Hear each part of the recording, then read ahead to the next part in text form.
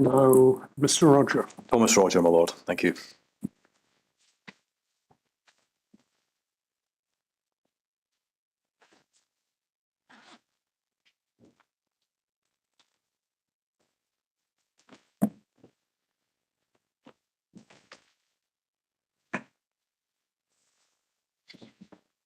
Sorry, just okay. No, So the law first. go ahead. Go ahead.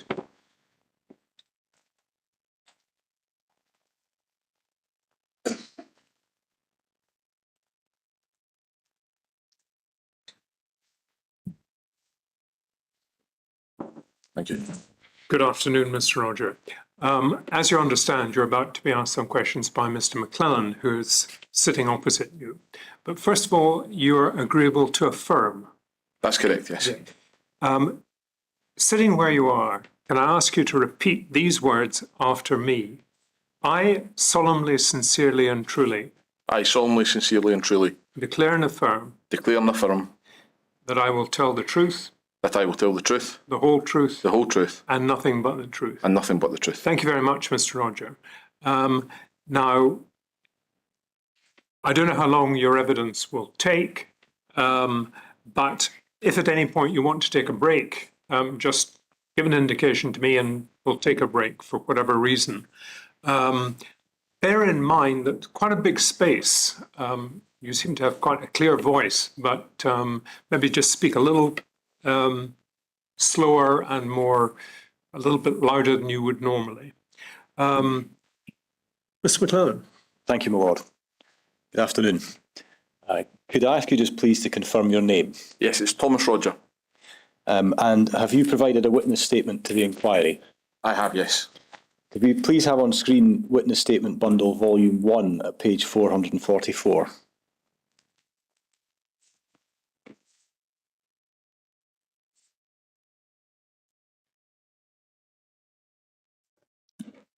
Sorry, 444. Do you see there on screen your witness statement, Mr. Rodger? Yes. And does that statement set out fully and truthfully your evidence on the matters that it addresses? It does. And is there anything in it that you think needs to be changed or corrected? No. Okay. Now, we see from your statement that you've been employed by NHS Scotland Assure since April 2021. Yes, that is correct. And since September of 2022, you've been Assure's Head of Engineering. That is correct. You've provided a great deal of detail in your statement for which the inquiry is grateful. We can take that as read, and my intention today is just to highlight certain parts of it and ask you to expand on some of them. So you set out your qualifications and experience in your statement, but it's worth going over some of this just to put your evidence in context. You're a chartered engineer and a member of the Chartered Institute of Building Services Engineers. Is that right? That's correct, yes. And you're also a fellow of the Institute of Healthcare Engineers. That is correct, yes. Yeah. And your statement says that you graduated in 2006 with a master's degree in electrical and electronic engineering. That is correct, and I'm also a member of the Institute of Engineering and Technology. Okay, thank you. And since graduating, you've built up 17 or 18 years of experience in the healthcare engineering field. Is that correct? That is correct, yes. And is that in both the private and the public sectors? Yes, it is. And you say that your industry experience has included being the lead designer on multiple projects. Can we take it that those were all healthcare projects? Not solely healthcare. I took in my statement to focus primarily on healthcare given the context of the inquiry, but I do have experience in other sectors. I have worked on schools, retail establishments, colleges, universities, office blocks, so quite a diverse range of experience. Okay, and so those projects on which you were the lead designer, just in approximate terms, how many of those were healthcare projects? I would probably say about maybe 70 to 80%. And did your work on those include work on the design of ventilation systems? Not directly under my responsibility. I'm an electrical engineer, but I would have had responsibility for managing those who would have undertaken the ventilation design directly. Okay, so the mechanical engineers, the ventilation engineers, they would have been under your direction? That is correct. Supervision? Yes. Okay. And did your work include other engineering systems? So systems to do with water or medical gases or that sort of thing? That is correct. So historically it would have been a building services team, which would constitute, we would refer to it as MEP, which is mechanical, electrical and public health. Sometimes that's substituted for plumbing, but traditionally that would lead to the design of your electrical infrastructure, fire alarms, security, lighting, and then the mechanical disciplines would cover your traditional sort of HVAC, as it would be known, so heating, ventilation, air conditioning, domestic water systems, above ground drainage systems, and various different specialist systems as well. But in my experience as a designer, I would have designed the electrical systems, but as a sort of senior member of various teams, I would have managed people designing other systems, just for context. Okay, thank you. Now, in addition to that design team work, you say that you've also been the technical advisor to health boards on various projects. That is correct. And so, just to be clear, was that a role distinct on those projects from the design role? That is correct. That would have been a separate role to the design role. Okay. And what did your work as a technical advisor to health boards entail?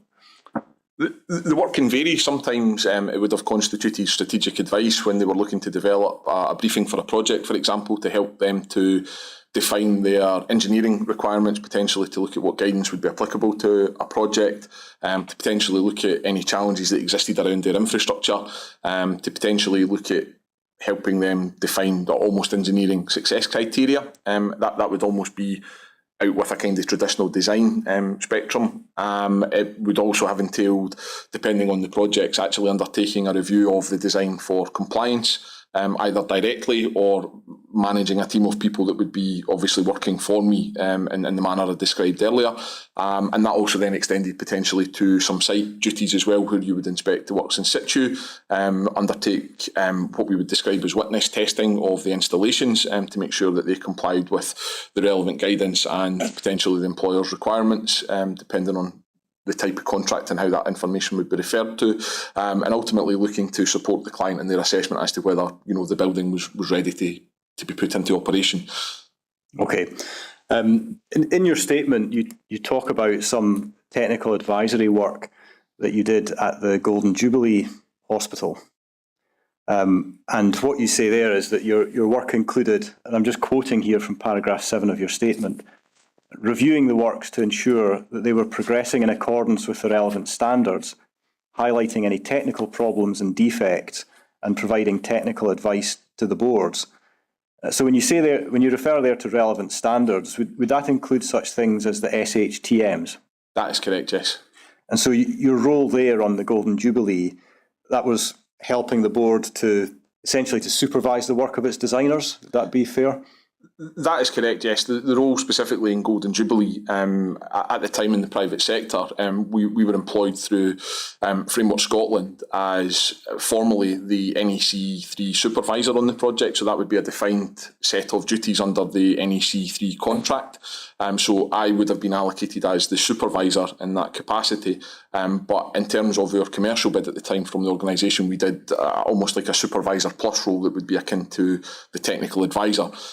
The technical advisor, to the supervisor role, apologies. The supervisor role would be a very defined set of duties in terms of reviewing compliance with the works information, whereas the technical advisor was almost like a phone a friend to the health board in that instance. Okay. Now, it's really my fault for asking you to cover so much ground with straightforward questions, but keep in mind that Lord Brodie he'll be trying to take notes on what you're saying. So if you could just keep that in mind when you're thinking about the pace of your answers, that would be helpful. Thank you. Yes. So on those projects that you worked on when in the private sector, would we be correct to understand that there were really two layers of consultants dealing with compliance with guidance, the designers and then also the technical advisors?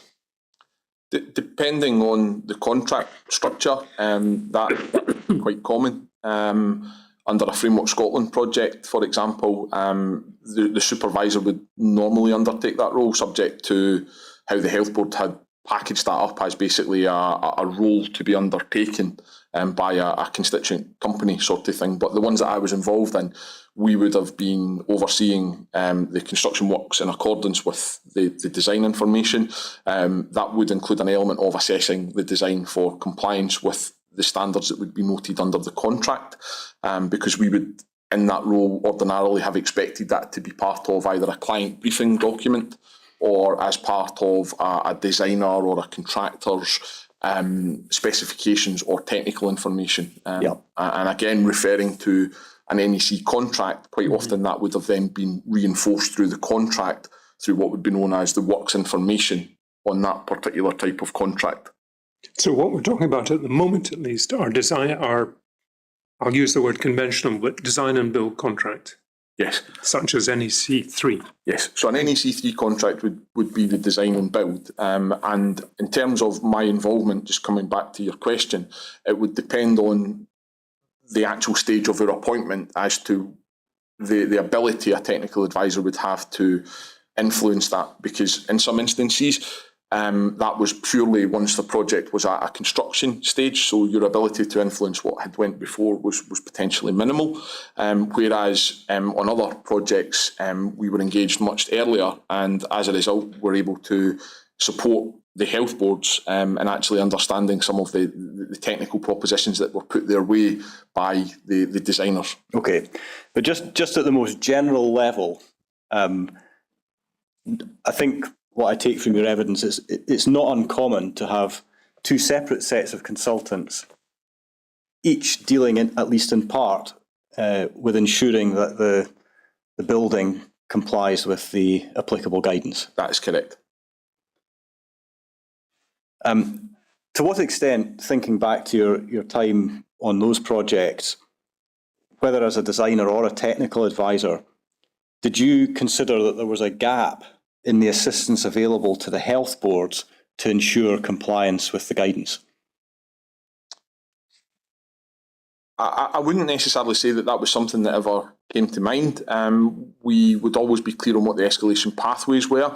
And in my time in the private sector, where there was maybe clarification required, I was aware that HFS as an organisation existed, and I didn't have a huge amount of contact with them in my role, but that would have been taken via the health board to Health Facilities Scotland.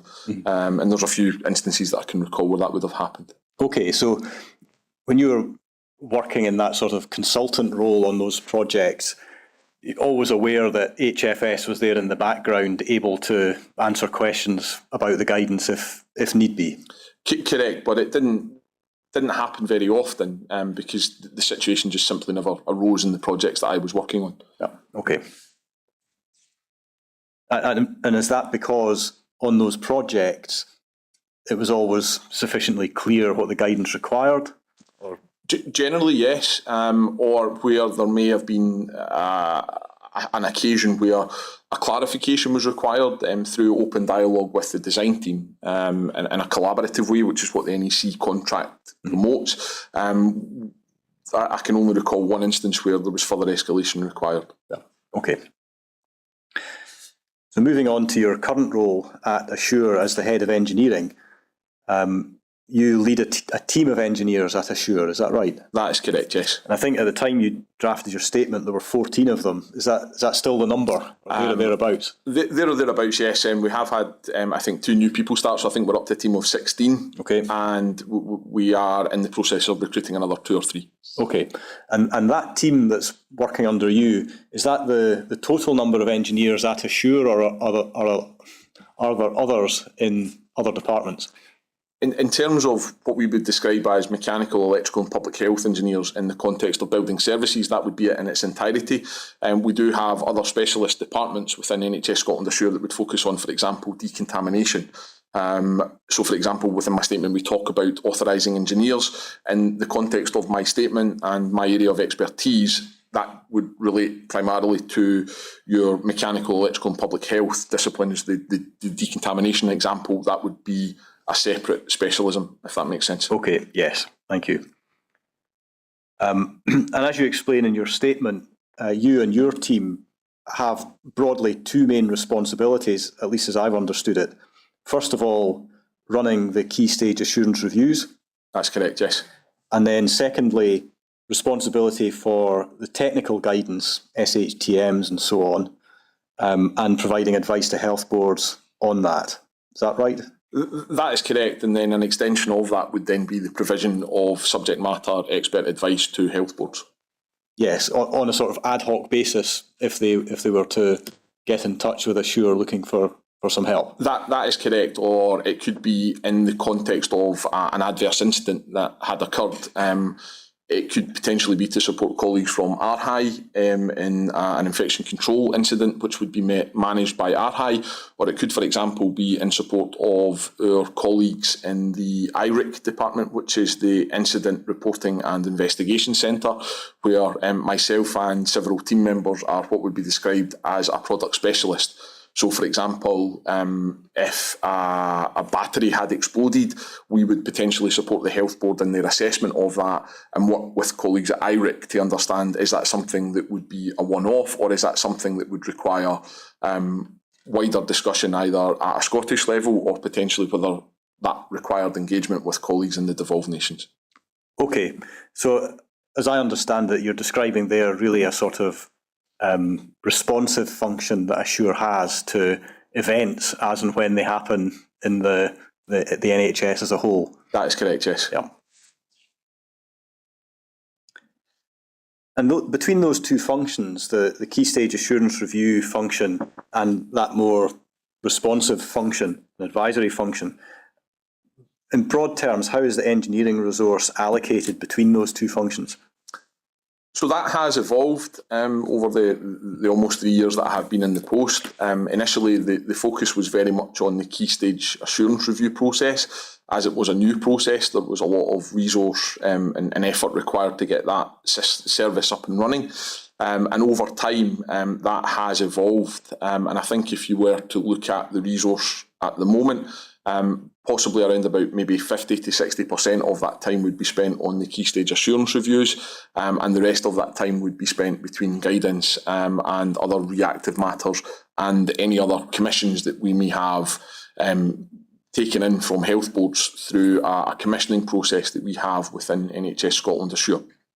Okay, and that relative change in the amount of time spent on the key stage assurance reviews, is that because there are fewer building projects underway, or is that because everybody's got better at the key stage assurance review process, or what would you attribute it to?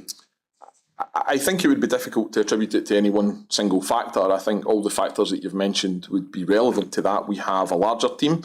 We have a team that ourselves are more experienced in the process. We have refined our processes. And there has been a slight reduction in the number that we are seeing coming through. Initially, there were a lot of projects in the design stage that ultimately didn't progress to construction. Now, we have almost settled in a quiescent state where the majority of the projects are now in that construction cycle, and we've been able to programme that a little bit more efficiently from a resource management perspective. I should just say, you, again, you do speak quite quickly. You use the word commissioning, and I rather suspect that it has a particular meaning in the context of the work of Assure. Could you just repeat what you said about 2 or 3 minutes ago? Sorry, Lord Brodie. So I may talk about commissioning in several different contexts. I anticipate the context there is if a health board approaches us with an inquiry or a request for help, we have an internal new work commissioning process. Mm-hmm. So effectively it almost acts as a triage system where we would assess the nature of the ask and our capacity to support that ask, and also whether that ask was, in the case of engineering, if that was solely related to engineering or whether we had to bring in additional subject matter expertise within the wider NHS Scotland Assure team, for example, infection control specialists, architectural support, structural engineering support, etc. So it was in that context. Yeah, right. I've got that. Thank you.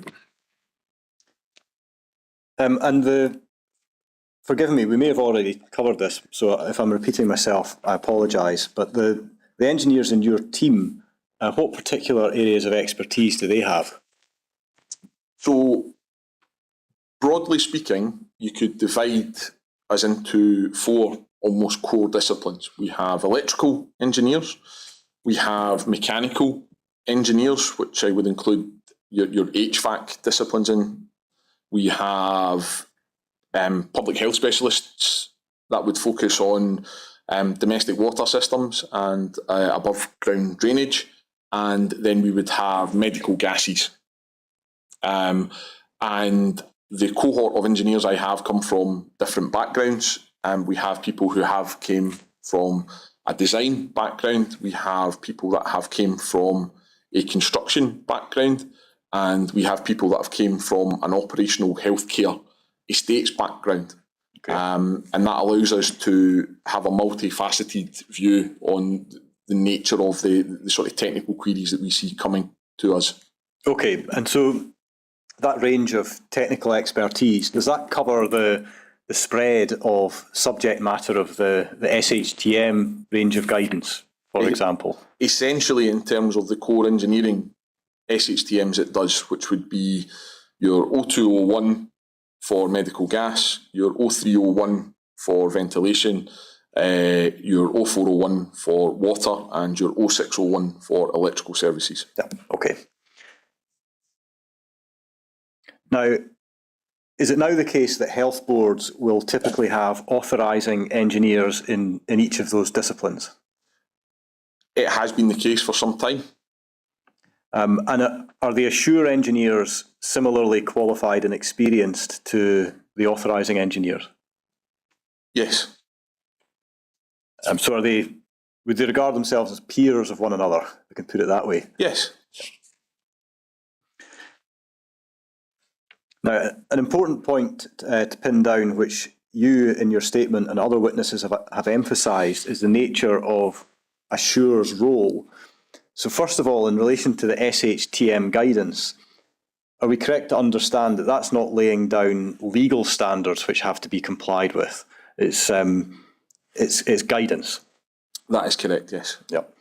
And so judgments are required by health boards and their advisors when seeking to follow that guidance. Sorry, could you repeat the question? Judgment has to be brought to bear by health boards and their consultants or advisors when it comes to the application of that guidance. Yes, the guidance should be implemented by appropriately competent people. Yeah, okay. And it's also emphasised that Assure doesn't certify as such that healthcare buildings or their designs comply with guidance. Is that fair? That is correct. We won't issue a final certificate to say you have a compliant facility. There are elements of the KSAR that it could be perceived that is the case, but that is not the function of the KSAR itself. Mm-hmm. And when you say there are elements of the KSAR which could be perceived in that way, are there any particular elements that you're thinking of? I think in terms of the KSAR journey and how it was perceived in the initial stages, it was looking that Assure would provide the assurance to everyone.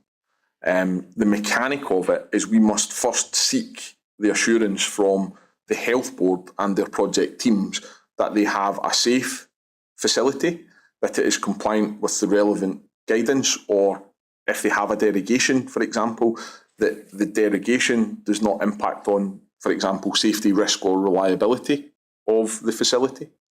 And through receiving that assurance, we would assess that in the mechanic of the KSAR and provide a recommendation to Scottish Government via the Capital Investment Group whether a project would be supported or unsupported.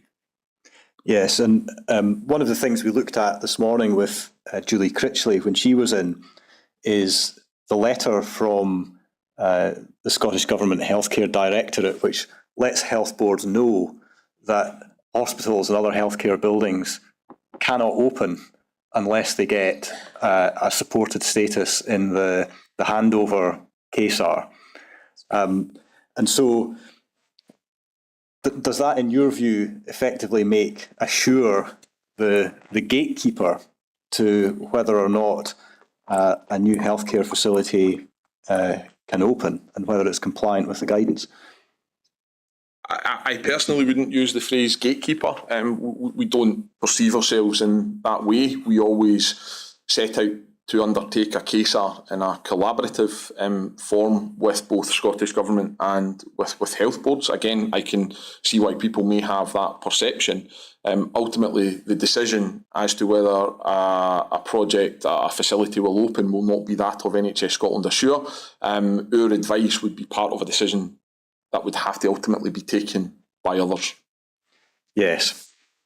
But would you accept that it's likely, in the context of compliance with guidance, the capital investment group within the Scottish Government is going to be pretty heavily influenced by Assure's view on the compliance of a project with the guidance?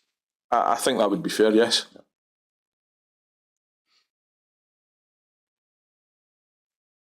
So in the particular context of ventilation, SHTM 0301 now recommends the formation within health boards of a ventilation safety group. And their role, as I understand it, is to assess all aspects of ventilation safety, including the design of new ventilation systems. That is correct, that's yes. correct, yep. And they also are expected to have a reporting line direct to board level within the health board. That is correct. And so if one is looking where responsibility lies for ensuring compliance with guidance, and whether or not any exercise of judgment in relation to ventilation is appropriate, is that where it lies within the ventilation safety group? I think that would afford a health board a good opportunity to assess that. That would have to be supported by a health board's own management governance structure. As you recited a few moments ago there, we recommend that the ventilation safety group has that escalation pathway through a health board. But by the nature of what the ventilation safety group, and we also have water safety groups, electrical safety groups, they are intended to bring together the various different stakeholders who would be able to make an informed decision or to identify in an informed way where risks would exist that could then go through the appropriate governance escalation pathways. Yeah, okay.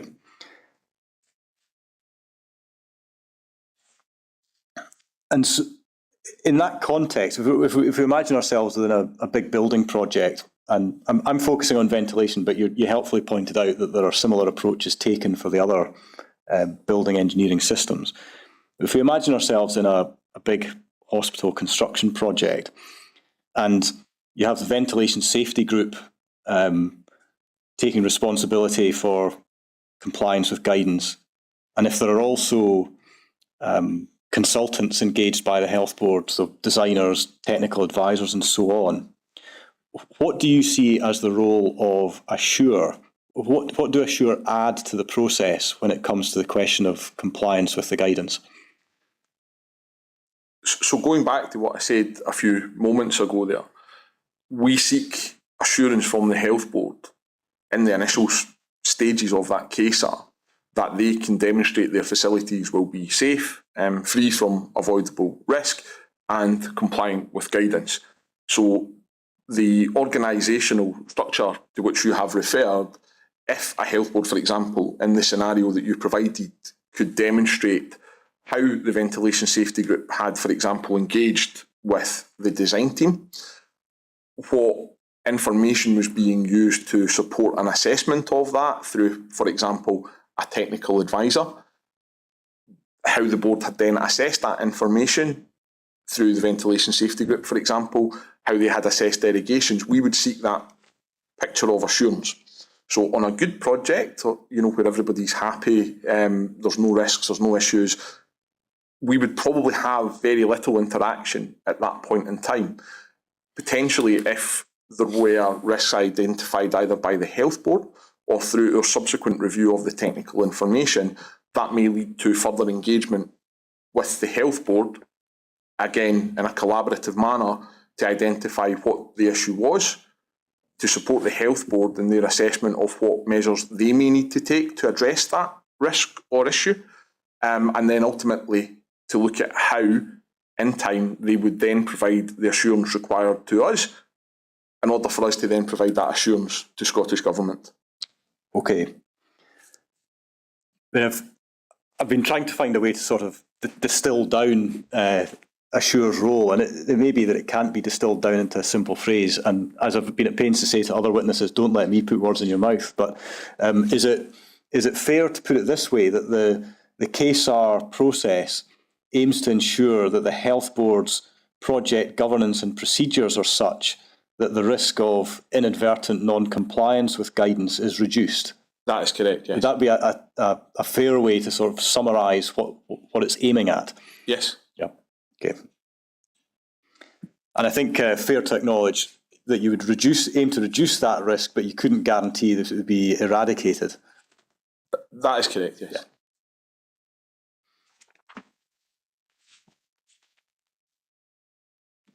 So if we can move on then to the KSARs, the key stage assurance reviews, and if we could just bring up on screen the tube map, so bundle 9, page 90. And so, first of all, just as the name would suggest, these are assurance reviews at key stages of a project. Yes, that's correct. And we looked at this diagram this morning with Julie Critchley, and we saw that at each of the outline business case, full business case, construction, commissioning and handover stages, there's provision for a key stage assurance review to be carried out. That is correct, yes. I'd like to focus for the time being on what I would refer to as the pre-contract key stage reviews. So the outline business case and the full business case stages, and also the initial agreement stage. And what I'm interested in understanding is the impact of the key stage assurance reviews on the project brief and the development of the project design. Just in very broad terms, what would you see as the objective of the KSARs in relation to the brief and the design at these stages of the project? So if I start at initial agreement stage, I liken that to still very much the light bulb idea. There has been a need identified that might be driven by a clinical service. It may be driven by an estate strategy, but nonetheless, there's been a need identified for a project. And we initially, through the initial agreement KSAR, would look at the foundations that were being laid there almost at health board level to take that project forward.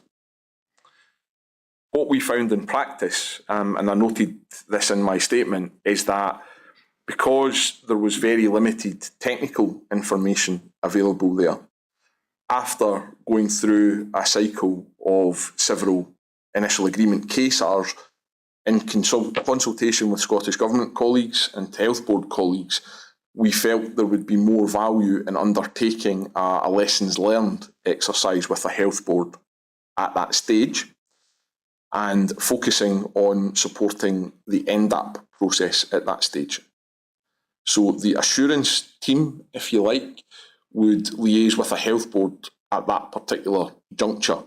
And in discussions with Scottish Government, that would almost be the two factors that they would consider: whether an NDAP had been undertaken and the outcome of that NDAP, and whether we had engaged through that lessons learned, which would take the form of a presentation from NHS Scotland Assure and an interactive workshop with any stakeholders from the health board that the health board had deemed appropriate to attend.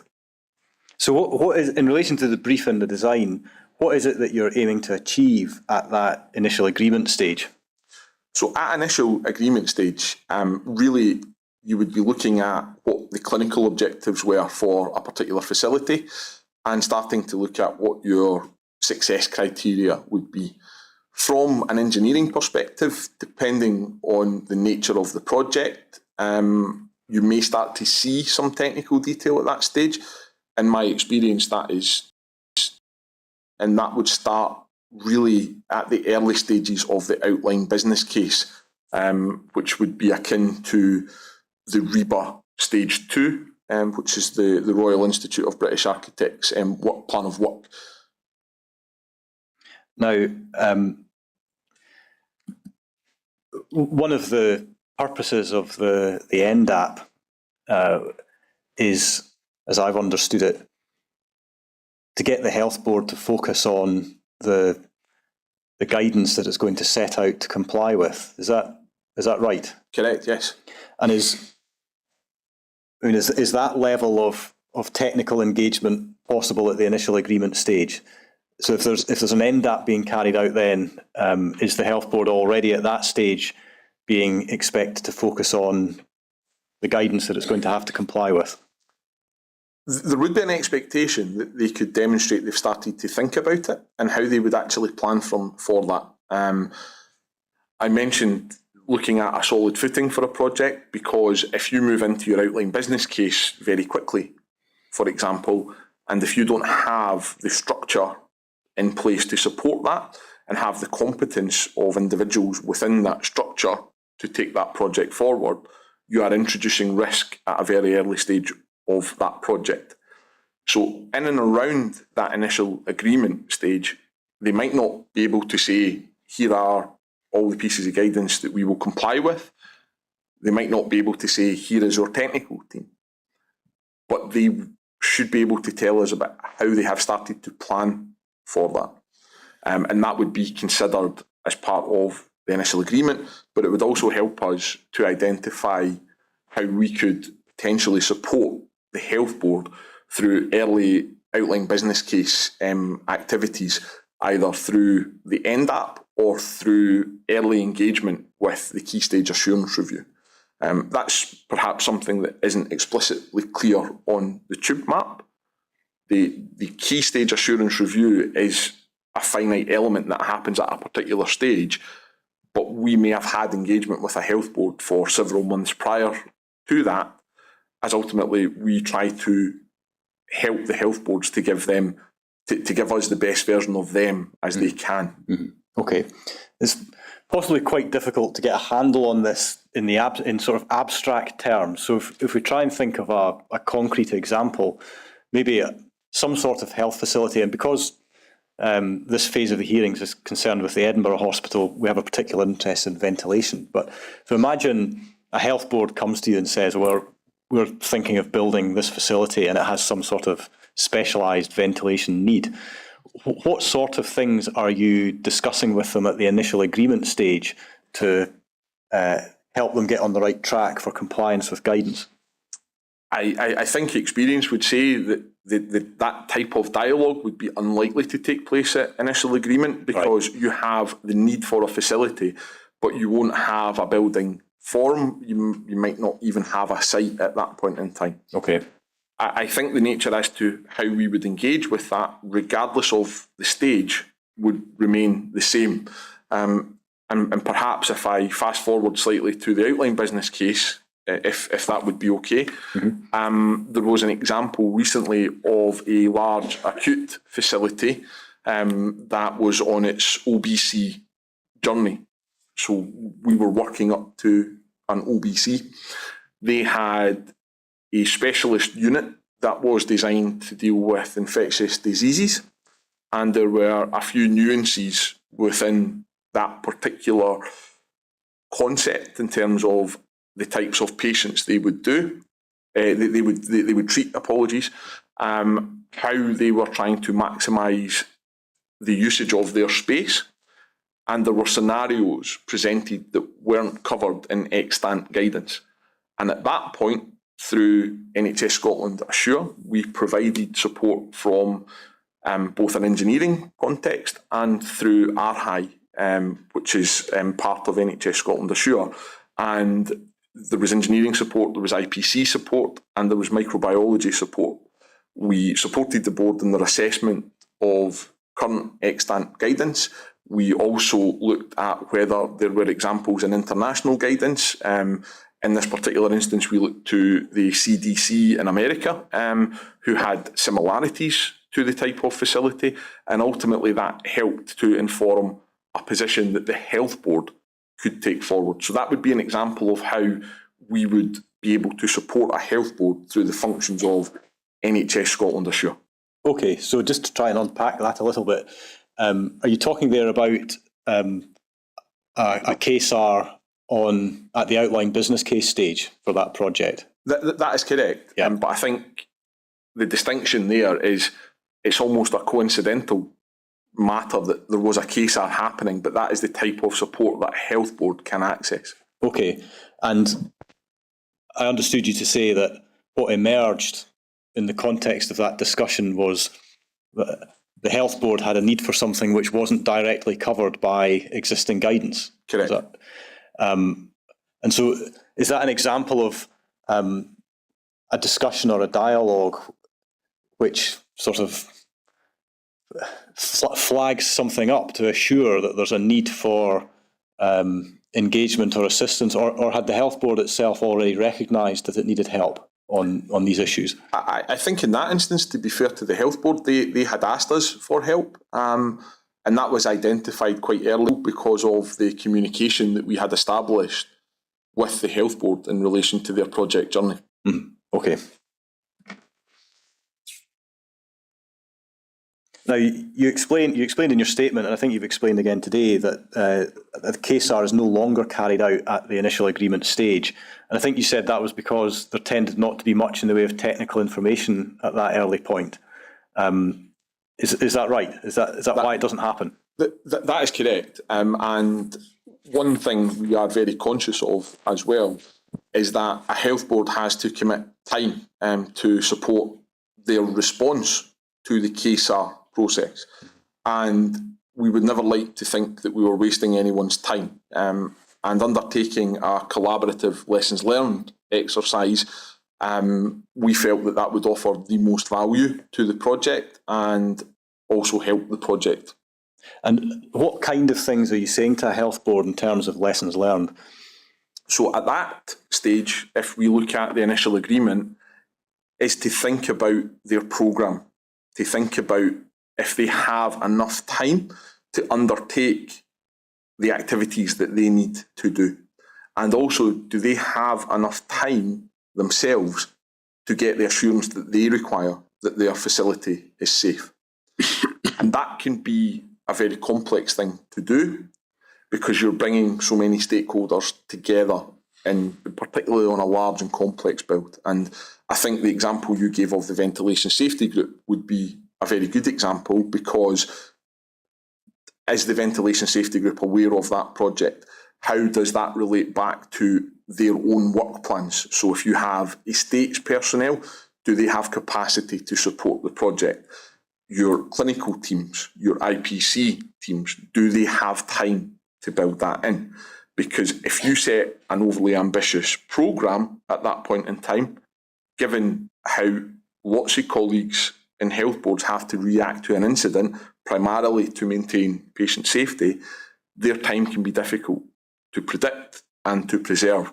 So they have to have a realistic programme. And I think that is one of the most prevalent lessons learned that we would look to articulate to a health board. Okay. And if that's a lesson learned, can we take it that previous experience has been of health boards committing to programmes that are over-ambitious and don't leave enough time for all of that sort of consultation and consideration to be done? Programmes are always complex, but in my experience, a lot of the time, programmes are too ambitious and there can be a race to cut the ribbon, as it were. Okay. And is that the big sort of lesson learned that you're speaking to health boards about at the start, or are there other big points that can be flagged to them at that stage? I think in addition to the programme, it's also around then the people that will be involved in the project and understanding, are all roles and responsibilities for the project identified? How has the health board started to think about how gaps may be plugged, for example? We appreciate there are staffing challenges. So, for example, are they going to recruit the use of a third party, for example? And is that then defined? Have they written down people's roles and responsibilities? Will people be clear on what they are doing on a project? And is that appropriately defined in terms of a governance pathway? We talk a lot about the golden thread of a project, and ultimately we reinforce to a health board and their project teams that that is a vital stage, so that when you go to the very end of that construction journey, there is a thread that identifies why particular decisions were made and the factors that may have informed that. And I think that golden thread is a very important thing to maintain. And that is another key lesson. Okay, and when you refer there to the golden thread, is that a concept or a metaphor which is recognised more broadly within construction projects? I think it is becoming a more widely used term in light of things like this inquiry. People are more aware now, I think, that they may be asked to justify a decision. And I think, therefore, the importance of the golden thread is being realised by more people. It has always been important. As an engineer, I would have had a professional obligation to maintain my golden thread. But I think for other people, that hasn't always been at the forefront of their mind. It perhaps is becoming more so. And by golden thread, do you mean the ability to demonstrate sort of documented decision-making about why things are done from the beginning of the project through to the end? That is correct, yes. Yeah. If we could go please to bundle 9, page 120. We see here, this is the Assure Key Stage Assurance Review workbook for the outline business case stage.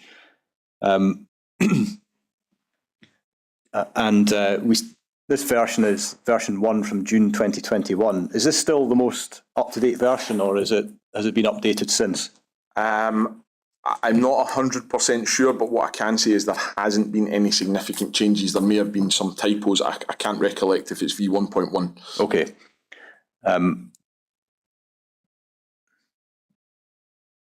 If we go, please, to page 122.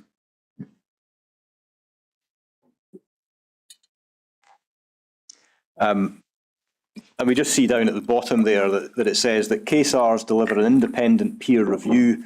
NSS staff outside the project use their experience and expertise to examine the progress and likelihood of successful delivery, with a particular emphasis on the safety of patients, staff, and visitors using the facility.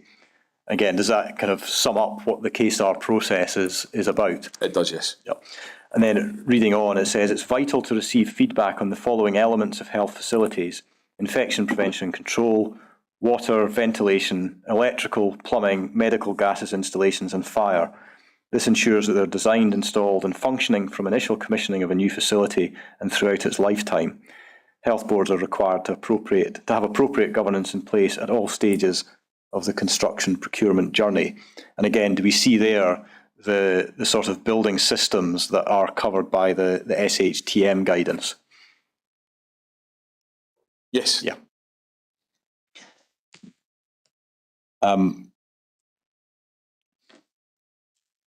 In your statement, you explain, these are referred to as workbooks, and you explain in your statement that they have the appearance of checklists, but that it's really better to view them as a framework. Yes. Can you explain what you mean by that? What we try to articulate is that we don't want people to see a KSAR as just another box that has to be ticked on a project. When you read the extract from the workbook around about the particular emphasis on the safety of patients, staff and visitors, that is something that should never ever be taken for granted. And the workbooks are not designed to be prescriptive, because you couldn't possibly list every question that you may have on a project. And it would also be impractical to ask a health board to respond to those questions, because as professional engineers, IPC professionals, fire safety colleagues, we would be able to go in and make a determination through looking at a drawing, for example, or reading a specification. So not every question needs to be explicit in that sense. So we almost we want to make sure that people's expectations of what that process are realistic.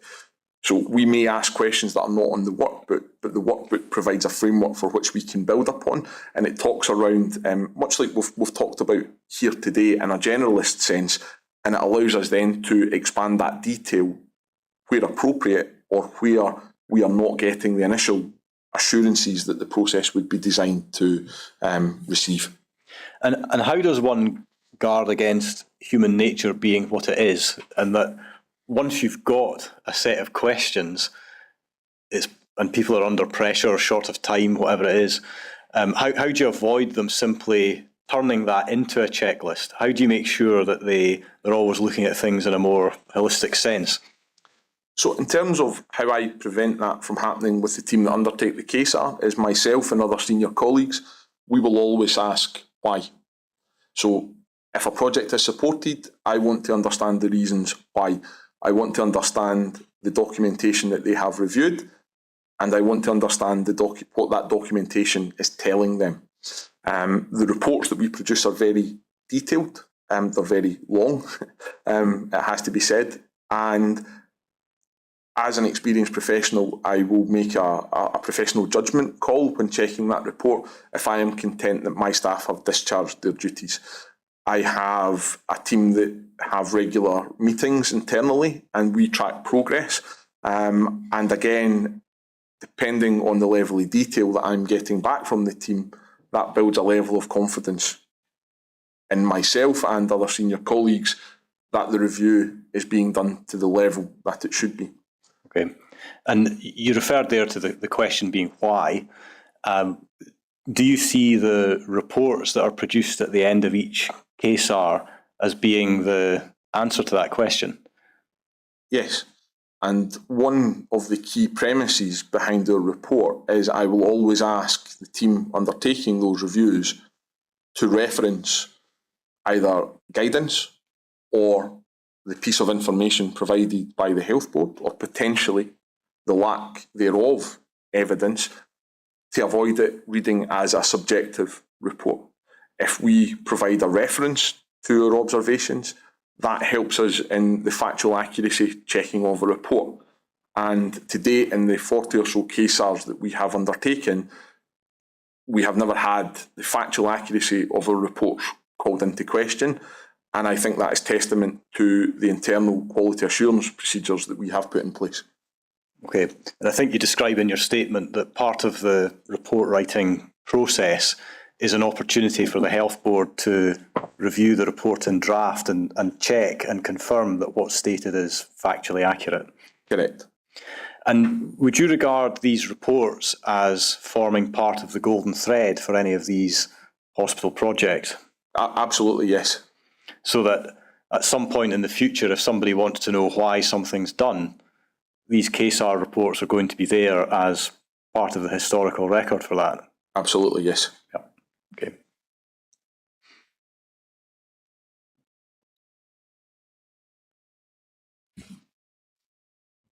Now, if we go on to page 124 of that bundle, please. And if we just look at the heading, the CASAR process, it says the CASAR process examines projects at key points in their life cycle. It does not remove any legal or contractual obligations from the Health Board, their designers or contractors. It provides assurance to progress successfully to the next review point, and the process will be mandated for projects requiring CIG approval. So just pause there. Those projects for which the process is mandated, is that really the determinant of whether the CASAR will apply to a project, that it's one that's going through the CIG approval process? That's currently the case, yes. Is the CASAR process available for any other project? Yes. Probably 2 points of relevance to your question is we did trial a delegated authority process where a health board may request NHS Scotland Assure to undertake a key stage assurance review on their behalf. And from memory, I think we undertook 2 KSARs that would fall under that delegated authority process. That was a pilot, if you like, but we identified that we would not have the resource to continue that currently based on the projects that we were seeing coming through in a mandated sense. The second part of relevance to your question, if you like, is the workbooks are available on our website, and if you take out all the general information around Assure and you focus in on the actual questions, if the health board was to put a mirror in front of themselves and ask themselves those same questions and look to document that in a similar way, that again helps with that concept of the golden thread that we've just discussed. Okay, so you referred there to delegated authority. Are you talking there about projects which fall within the budgetary limits that health boards can do themselves without CIG approval? That is correct, yes. Okay, so as things stand, because of resourcing, the KSAR can be used for those sorts of projects, but it's really up to the health boards to take the workbooks and do it themselves. That is correct.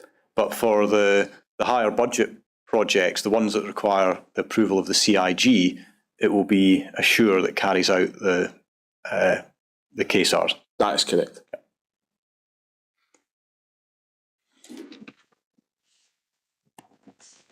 And then just reading on where we left off, it says that KSARs focus on the assessment of the delivery approach and will work with the health board's project team to ensure there's a comprehensive understanding of the patient cohorts using the facility. KSARs also ensure relevant guidance is fully implemented and any technical derogations have been fully reasoned, transparently discussed, the implications understood, recorded and signed off by the health board and their advisors. There's a reference there in that paragraph to a comprehensive understanding of the patient cohorts using the facility. Can you explain the importance of patient need when it comes to the briefing and design process? That is one of the fundamental founding principles of any design. That's what differentiates designing a healthcare facility from so many other different facility types. And it is back to understanding the why. The clinical needs of a patient can be extremely complex, and it would almost be impossible to have room names, for example, that would give a true representation of the function that was being undertaken. So, for example, a treatment room. What does that actually mean? A treatment room could be something in a primary care facility where you could go to have a bandage replaced by a district nurse. A treatment room could be something where you are actually puncturing the skin to undertake a minor surgical procedure. These would have potentially very different requirements. So understanding the clinical need and the function that that space is going to be required to serve, if you like, only once you have that information can you even start to think about how you will engineer around that, because the requirement for the patient has to be first and foremost in everything that we do.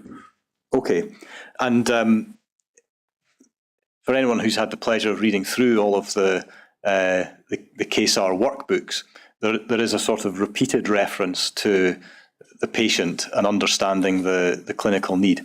So is that a theme which runs through the whole of the KSAR process? Absolutely, yes.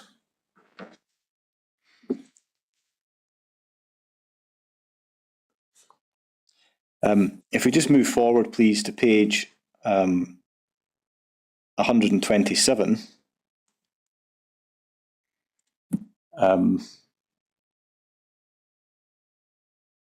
Sorry, page 126. We see there a reference to the KSAR relationship with the NDAP.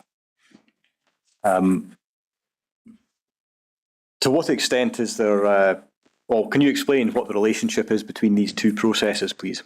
Yes. So they are separate processes. NDAP as a concept predates the formation of NHS Scotland Assure and the implementation of the Key Stage Assurance Review. When we rolled out the KSAR process, we discussed internally where there may be duplications between the processes and where synergies may exist. The NDAP as a function has various different supporting functions through complementary processes like the ADET process, which is the Achieving Excellence in Design Evaluation Toolkit, and that has other touch points as a project progresses, whereas the KSAR workbooks in themselves and the KSAR assessment is at the end of that particular cycle, if you like. And through that dialogue with internal colleagues, we identified that we would look to take any of the core topics that fall within the KSAR workbook out of the NDAP review, so that when it came to reporting findings, there would be one place of truth. So for those particular KSAR topics, that would be the KSAR. For the other elements of the facility, they would fall within the NDAP. So that might be, for example, compliance with sustainability policies. It might be looking at building form, for example, spatial design, spatial coordination, architecturally focused items. And we would meet internally to discuss potential consequential impacts. The architectural design can have a significant impact on the engineering design and vice versa. So whilst these are distinct processes, we do not operate in silos. There is an element of duplication that still exists, but we are looking at that internally at the moment. And again, it's about maximising the efficiency of the time that we engage with health boards on, cutting down any elements of the process that may not be required anymore, and looking at, again, just maximising those synergies. So NDAP is still a process that would assess compliance, but that would be relative to the topic, to any other topic that is not within the KSAR workbook, whereas the KSAR workbook assesses compliance on very specific topics. Okay, I don't think we need to go to it, but one of the documents that the inquiry has seen is the SCIM, the Capital Investment Manual guidance on the NDAP process. And one of the things it emphasises is the need for health boards to identify guidance which would apply to their project, including SHTMs. And part of the function of the NDAP in those days, it was back before Assure was formed, was to gain assurance effectively that the relevant guidance was being complied with. So is that something which is now dealt with by the KSARs and therefore has come out of the NDAP? No, that would still remain part of the NDAP process, because there will be other guidance and standards that would be applicable to other aspects of a healthcare build. Okay. Again, we would assess that in conjunction with colleagues at NDAP as part of our internal coordination of activities. And as an example, I meet regularly with the head of architecture for NHS Scotland Assure, as it is his team that drive the NDAP process. So again, communication internally is vital from an NHS Assure perspective. Now, we all understand that the NDAP and the KSARs have had different origins. Does it make sense in the long run to keep these as separate procedures, or is it in the long run going to be better to merge them all into a single review? I think there are discrete components there that would have to be considered very carefully to make sure that we didn't create an unintended consequence. I think from a compliance assessment perspective, it makes sense to have a singular process, but there are also a lot of good supporting functions that exist within the NDAP process that we would not want to lose, because ultimately that will help to support a board to get a health board, to get to a position at that end milestone, if you like, to be able to demonstrate compliance and to provide assurance that their facilities will be safe. Okay, so just to put it the other way around, do you continue to see value in having these as separate procedures or not? I think at the moment the question of value is a difficult one to address because there is no other process. I think NDAP and CASAR do both bring value to the process, but it would be helpful for everybody to look at a more integrated approach, and that is something that NHS Scotland Assure are currently investigating internally. Okay.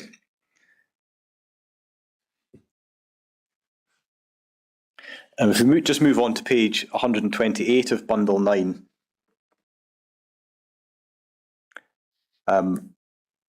we see similar things to this in the other workbooks. And it says that at all stages of design development, knowledge of compliance in design and implementation will need to encompass, not limited to, the following. And then there's a list of various different sources of guidance in particular. One question that arises is, why not just provide a comprehensive list that the health board can then have confidence in? I think, again, because of the complexity of a construction project in healthcare, that would be impractical. We have talked today in a patient-centric way around acute type facilities, primary care, but there are also other support facilities. For example, that list would very quickly become unmanageable. I think what this list does is it provides a good reference point, and again, if you have competent people involved in your briefing of a project, they would be able to provide that specific to a project. I have seen, for example, instances where a project team will take a list of SHTM guidance off a website, put it into a contract and say everything applies.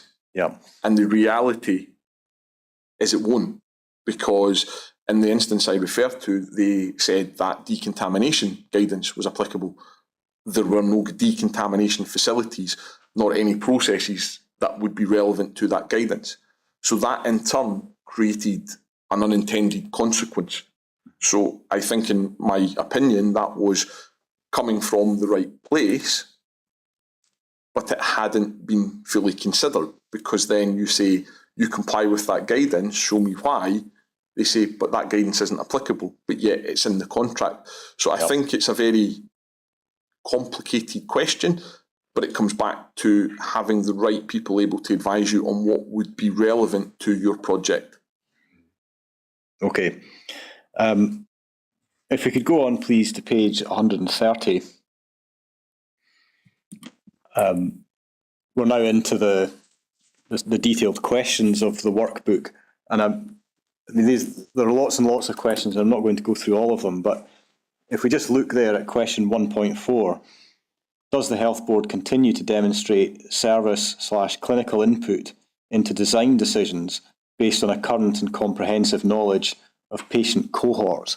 And does that really reflect the point that you made a moment ago, that it's important to make sure that there's an understanding of the patients to be treated in the facility? Absolutely. If I may just add a distinction to that question, what we aren't looking for is for clinical colleagues or infection control colleagues to make a decision on a technical system. I often refer to it as, through, for example, a ventilation safety group, a very good opportunity to translate things. I am an engineer, I am not a clinician, but working with clinical colleagues and IPC colleagues, they can help me to understand that. And in a similar way, an engineer can help an infection control colleague or a clinical colleague to understand the complexities of the engineering system. Yes. And I think that's a very important thing, and that is something that has been misinterpreted in some early CASAR reviews. Mm-hmm. It was almost, are we looking for a clinician to say, I am happy with the ventilation? We are looking for a clinician to demonstrate, and an infection control colleague, for example, to demonstrate they have been engaged in that process.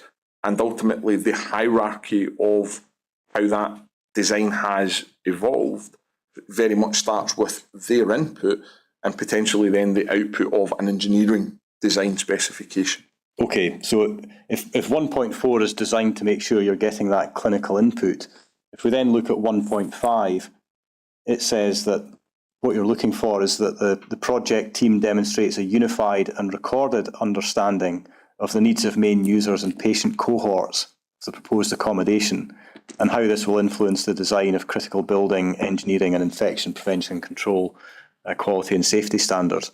So is the point here that you have to move from that clinical input to a position where the project team as a whole understands what that clinical objective is? 100% yes.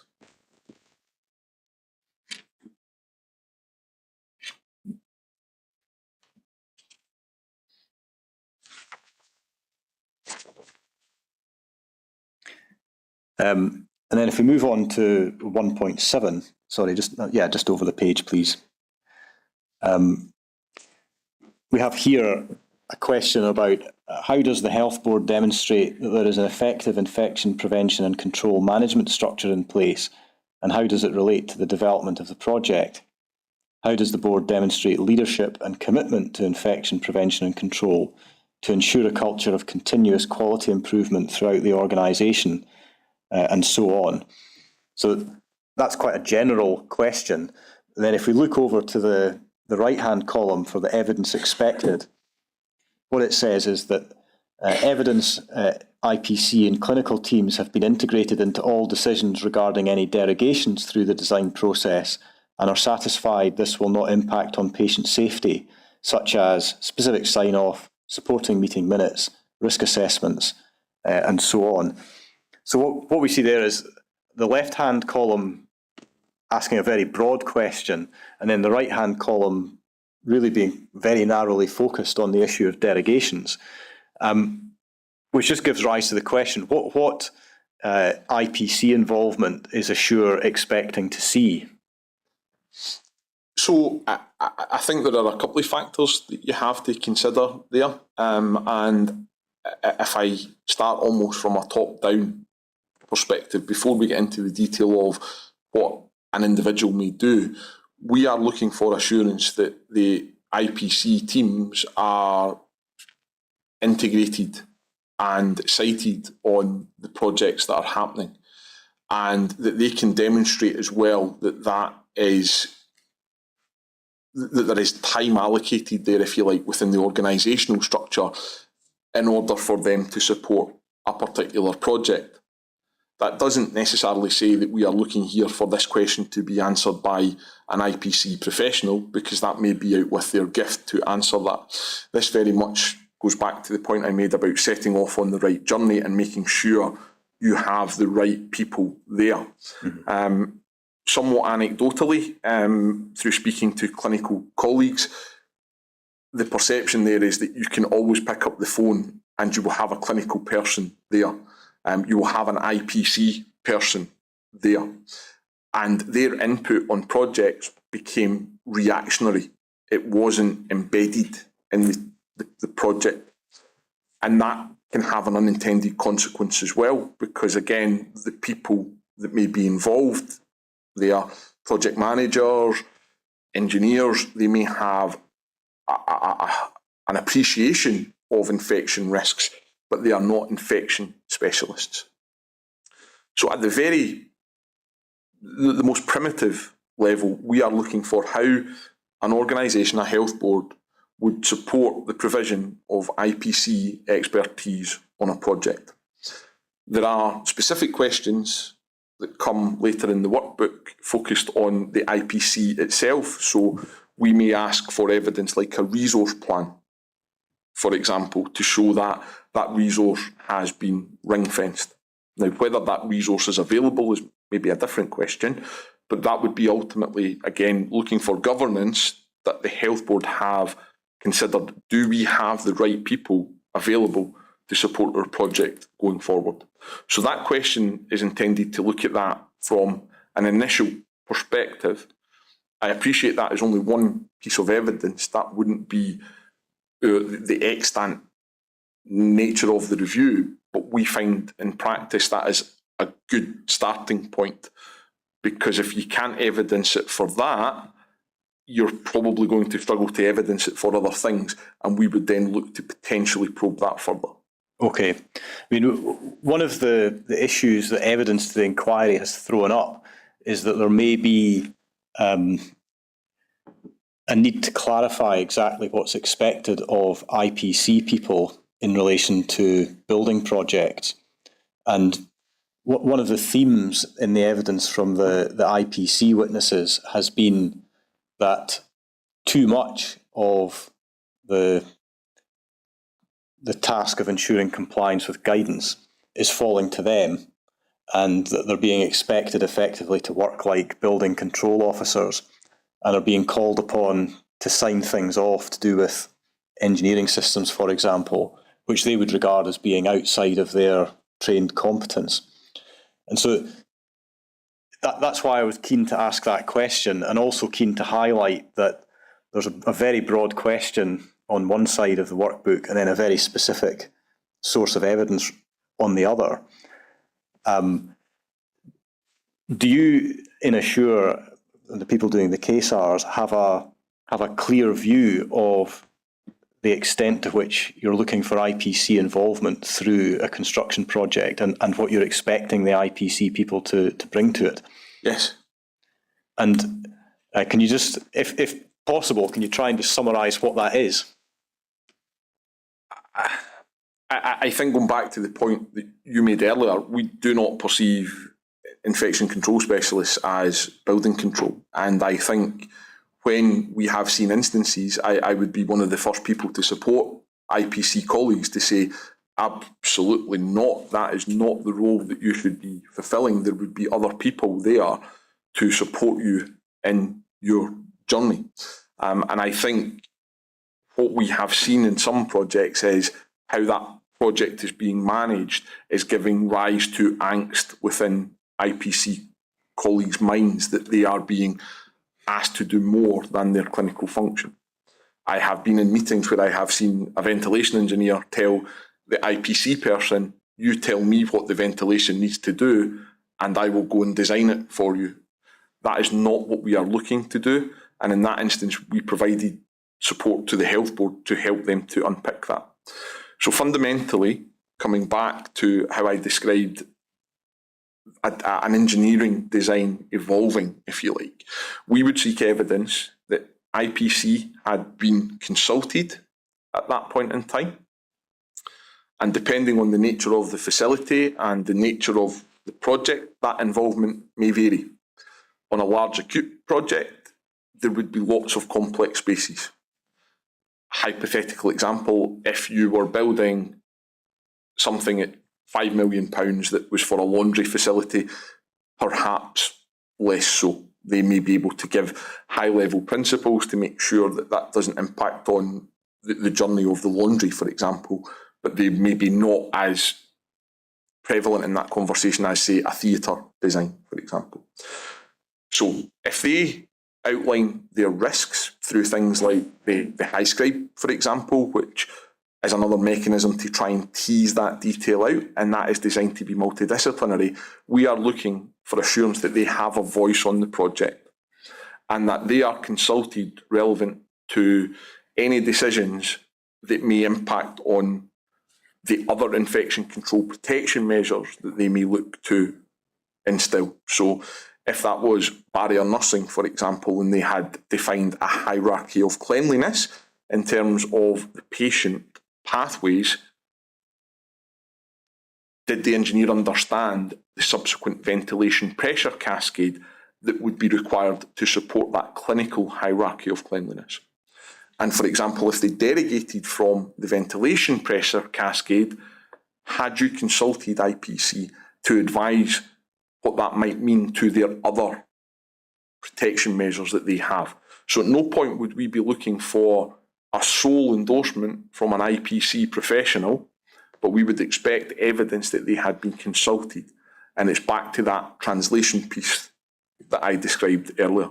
Okay, I mean, as I've understood it, one of the concerns from the IPC people, or perhaps one thing that they struggle to understand, is why they're expected to have input in something which is, on the face of it, a straightforward application of guidance to a particular clinical function.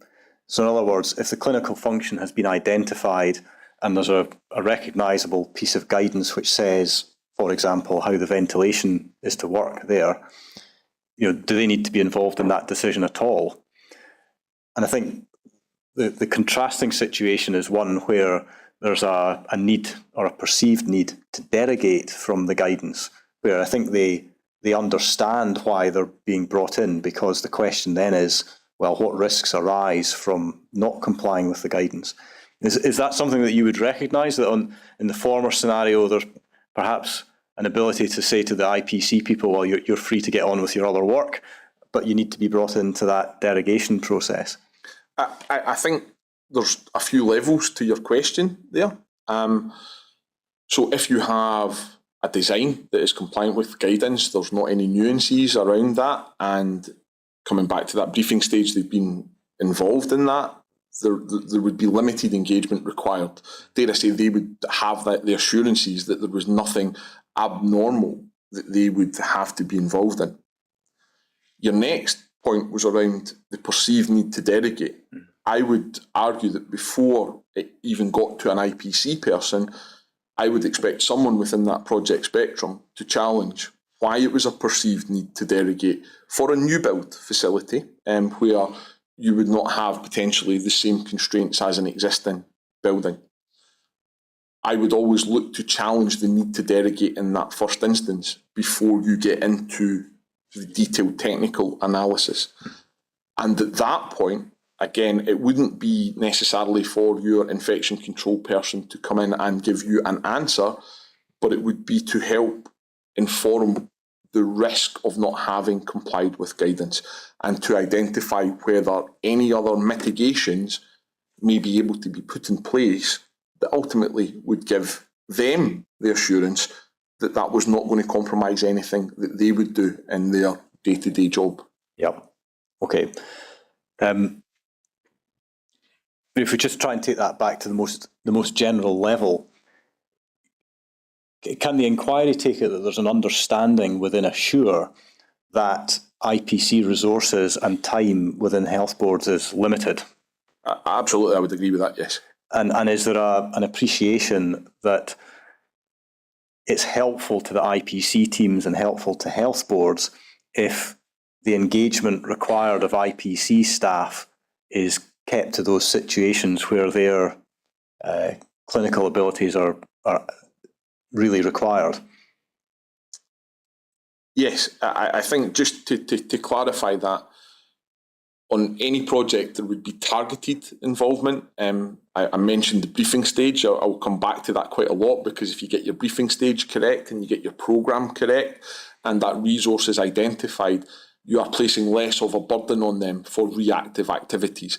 And if the design and the governance of that design is then controlled and you continue to do that, there will be strategic engagement points required with colleagues. So I wouldn't say it would absolve them completely from having to be involved in a project, but it would reduce the need for them to be significantly involved in a reactive issue where, for example, a derogation had occurred. And is this an area where you think you've got the balance completely right, or is it one where there may be a little bit more work or engagement with IPC people just to get that to the right sort of balance? I would very much say more engagement is required there. Learning from them is important to understand the challenges that they would face, some of which may be in our direct influence, some of which may not. It can also help us to understand why we may be seeing particular things within the confines of a CASA. And it has, on occasion, through the CASA process, identified opportunities for NHS Scotland Assure to provide a supporting function to IPC colleagues within health boards. We've seen that in an example where there was water ingress on a facility, and we supported them to identify things that they would need themselves assurance with to try to minimise the disruption to their events. So we do have a facility to be able to support that. We have, through the KSAR journey, the journey of Assure, held various different stakeholder meetings with IPC groups. In my capacity as head of engineering, I have spoken to the IPC network. I have had engagement with specific colleagues through health boards and worked with colleagues tasked on clinical assurance through our RHI group, and we are trying to evolve that support.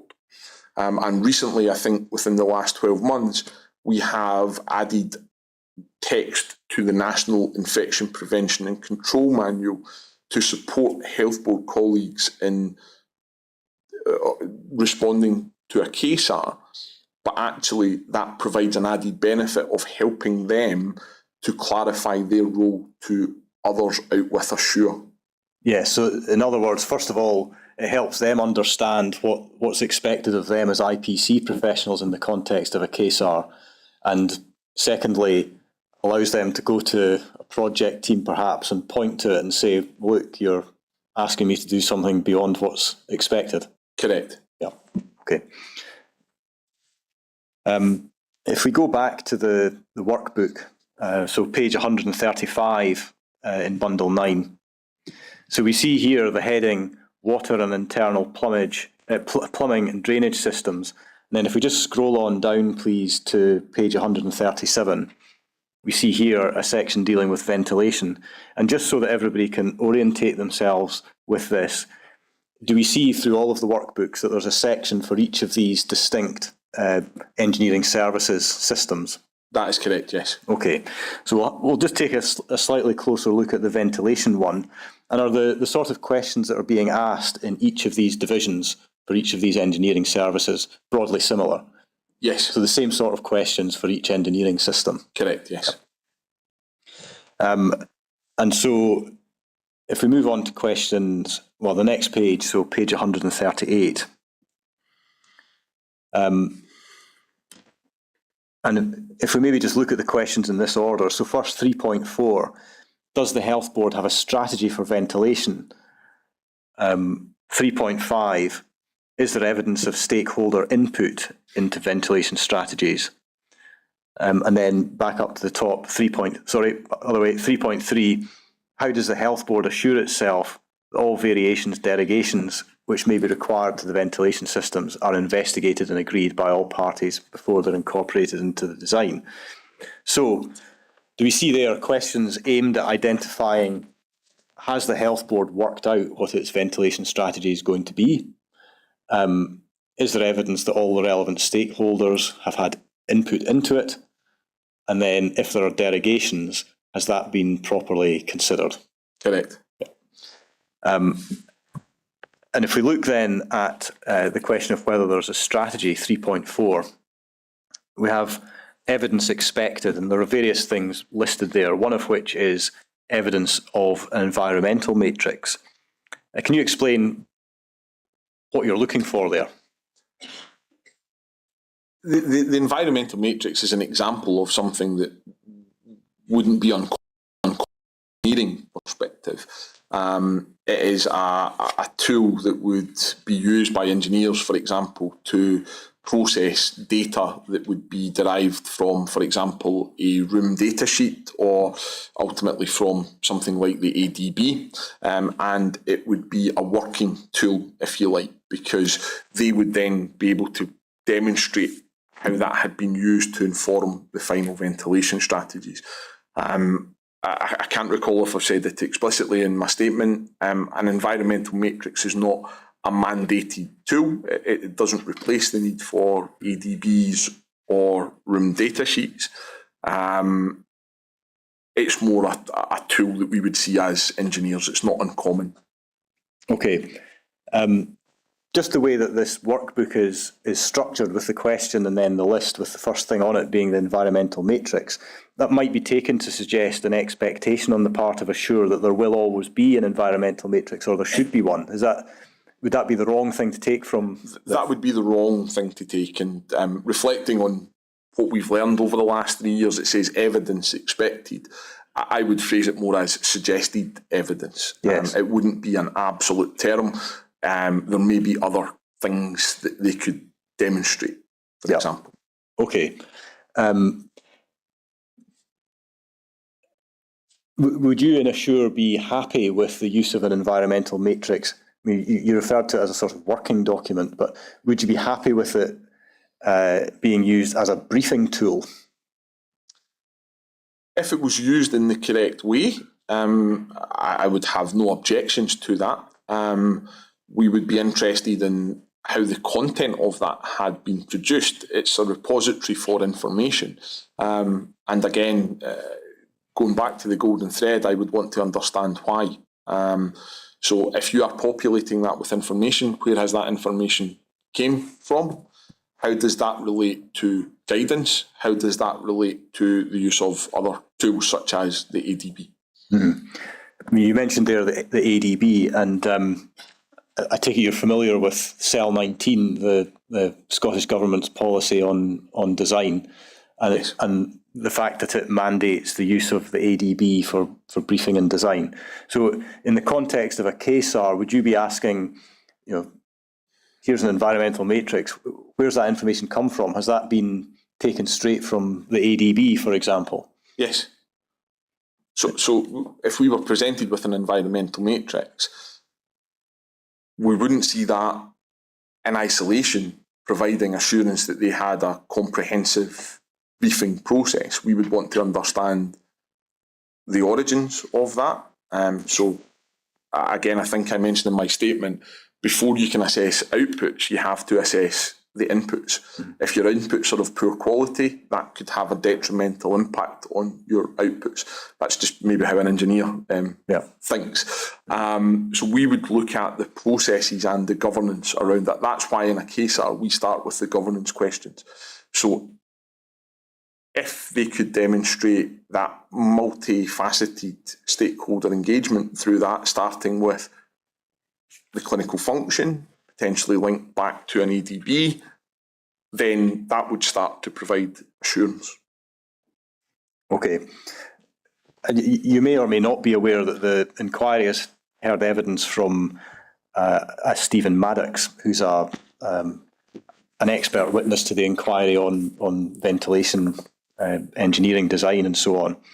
And what he said is that if an environmental matrix is being used, it shouldn't be an independent matrix, but one which has been generated through the ADB system to avoid future contradictions or ambiguity between source data. Is that a view that you agree with? I would echo that view, yes. Yeah.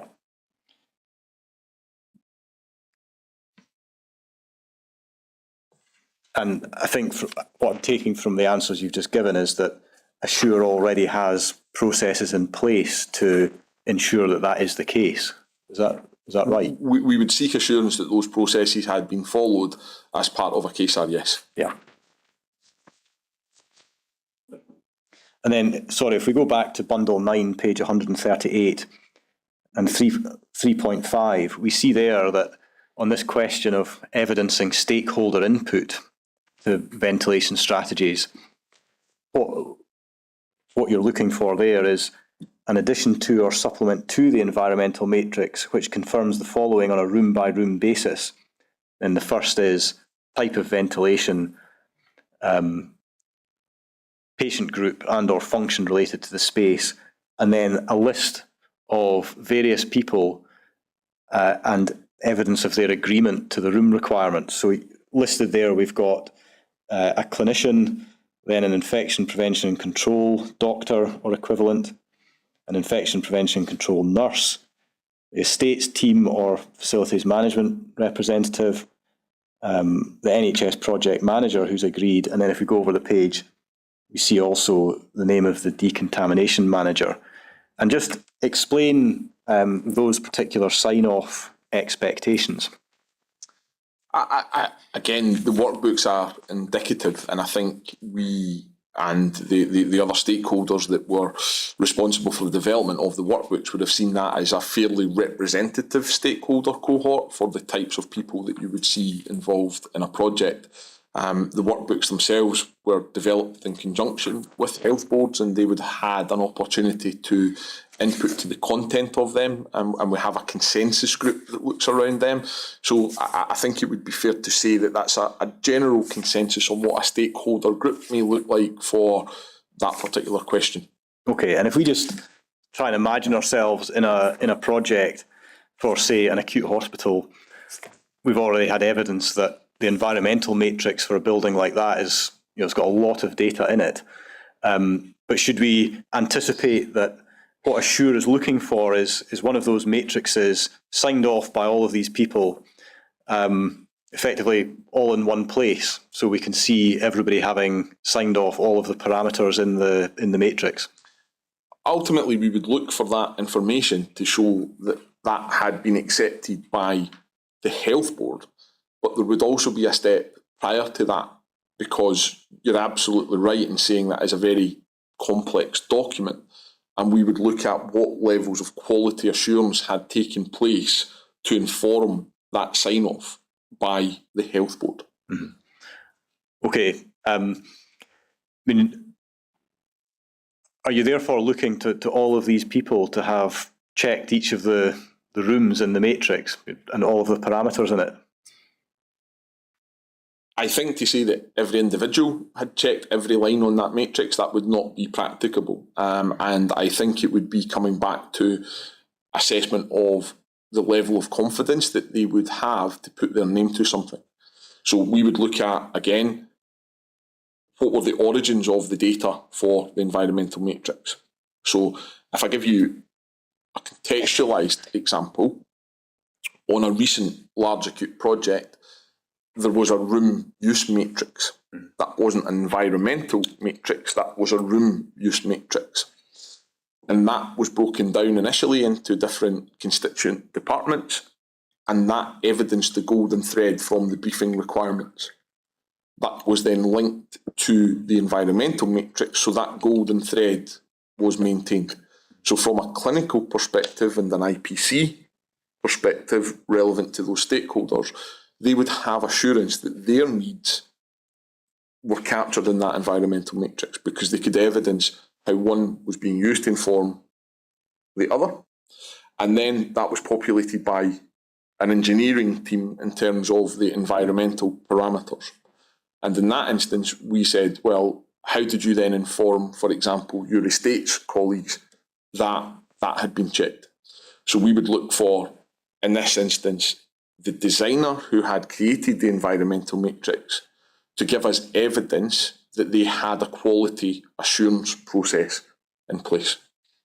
Now, nothing is infallible, it is still subject to human error, but I would expect that that data check would be done by the content creator of that matrix. When challenged, they should be able to demonstrate that quality assurance, taking on, for example, ISO 9001 type principles from a quality management system. Individual self-check, peer approval. So if that takes place at the design level, if you then have a technical advisor, they would provide another level of checking. And then ultimately that builds up to a picture to, say, a senior infection control doctor, who may then say, I have assurance in place. Okay.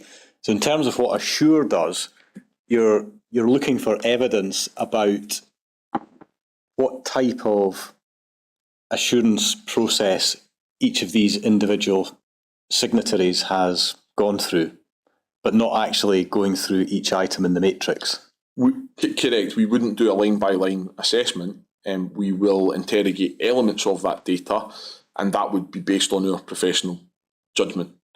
So, for example, we would look at traditionally the more complex areas like theatres, like treatment rooms, like cancer wards where patients may be neutropenic, as ultimately those would have the most complexity associated with their ventilation systems.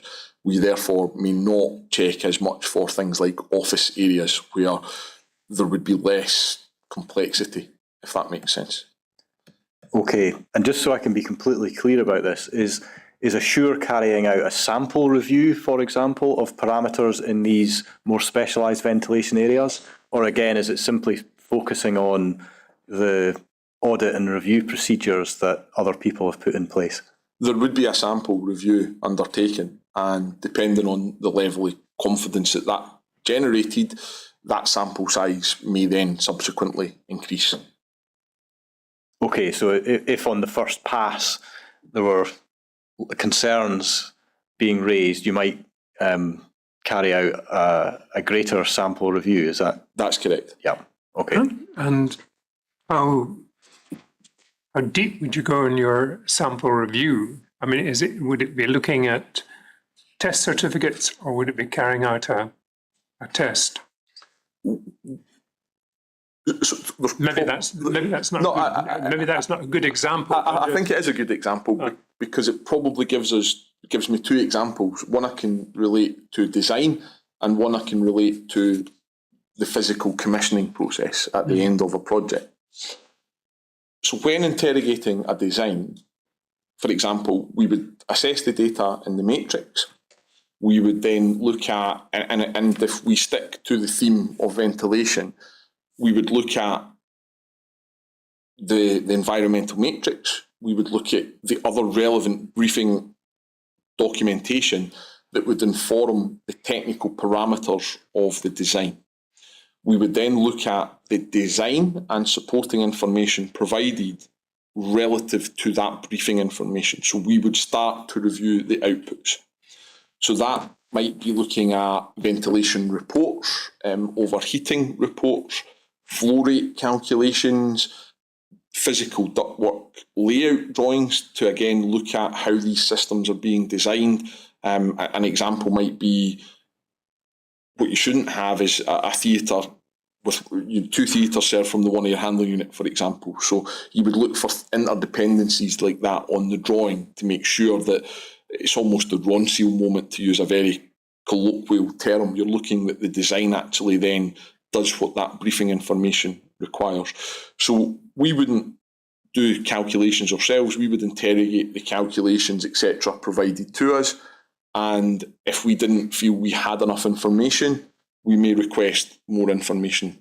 And it's not been uncommon that we end up having a workshop within the context of the CASA where we would sit with the health board and their designers and go through their calculations with them relative to a particular area. In the commissioning sense, Lord Brodie, you asked, would we undertake a physical test ourselves? We don't do that. We don't do that currently. That may change in the future. We would have to discuss that with Scottish Government and other stakeholders to determine if that's what they would like. But we would look at the data provided to us by others. So if, again, sticking to the theme of ventilation, and if it was a critical ventilation system, we would first and foremost assess what the system had been commissioned against. Again, that's that theme of the golden thread, because at that point you should be able to follow that golden thread back through the calculations, back through the drawings, all the way back to the function that that room is going to serve. And that should exist at that point in time. We would then assess the nuts and bolts, if you like, of the commissioning information. Did it achieve the required flow rate? Did it achieve the required air change rate? Did it achieve the required hierarchy of cleanliness? How were they demonstrating that? Did, for example, the test equipment, did they provide calibration certificates to show that their equipment had been calibrated? And then if we look at the ventilation, we would then look for evidence of independent validation in accordance with SHTM 0301, that had been independently validated. So again, that is another element of that golden thread. But we wouldn't physically put a hood on a grill, for example, to test that flow rate. We would interrogate the information provided by others who had fulfilled that function. Ms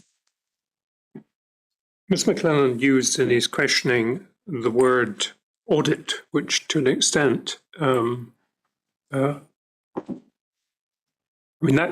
think that was his expression rather than yours. Would you accept, I'm not an accountant, and maybe you're not an accountant either. But if we sort of think of the usual understanding of the word audit, would you be happy with that expression being used to describe the process which you've just very helpfully taken me through? Yeah, in essence, it is an audit. It's not language that we use every day because we want to be seen as a collaborator. And people that have been familiar with audits, if you embrace what an audit is intended to do, an audit is a very good thing. It's a very powerful tool. It identifies opportunities for improvement, and it also provides assurances that things are going the way that they should be. And if you embrace it in its truest sense, then an audit is a good thing. It's human nature, it's behaviours. Not everybody thinks like that. So we would try to use that word as an audit because people may perceive that as being confrontational. But in its essence, yes, Lord Brody, it's an audit. Thank you. Mr. McLennan. Thank you, my Lord. One thing I'm just trying to get a grasp of is we understand that Assure is not certifying that everything done on the project has been done perfectly in accordance with guidance, that's beyond what you're being expected to do. But you are scrutinising things to a sufficient degree that you gain confidence that the appropriate approach has been taken. Is that fair? That's correct, yes. And I think I understood you earlier as saying that the depth or breadth of the checks that you carry out might vary depending on what you've seen up until that point. Then that if there's anything that's given you concern, then you might look a little bit deeper. But if you've gained that confidence at an early stage, you might feel the need not to go into that depth. Again, is that fair? At each stage of the project, yes, Yeah. that would be fair, yes. Yeah. Every new stage would start with a clean slate, Yeah. and that assurance would need to be built up again. But once we have almost the prerequisite assurances relative to what the scope of the case is, we would be content at that point. So does that inevitably mean that for different projects, the breadth and depth of the Assure process will vary? Theoretically, I think yes. I think in practice, given the fact that these are projects that are going through the capital investment group and the level of funding relative to the projects, they will be of a size or complexity which have a involvement.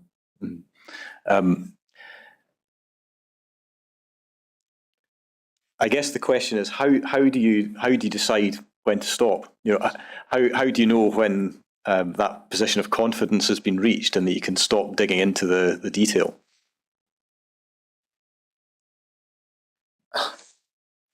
It's maybe the wrong phraseology, but you're almost looking at that, the burden of proof, the burden of evidence. You're looking for almost, and I appreciate I'm speaking to a legal professional here, so I'm going to do myself a complete disservice, so apologies, but it's almost that beyond reasonable doubt, once that's been demonstrated. So when you build up that picture, if you have competent people, if you have robust procedures, if you have a strong quality assurance system in place, if there are very limited derogations, if any derogations at all, if the project has been monitored on site by a clerk of works or an NEC supervisor, if they have maintained the integrity of their programme and allowed sufficient time for checking opportunities, you would start to build up a picture of confidence that you have a very competent and capable team.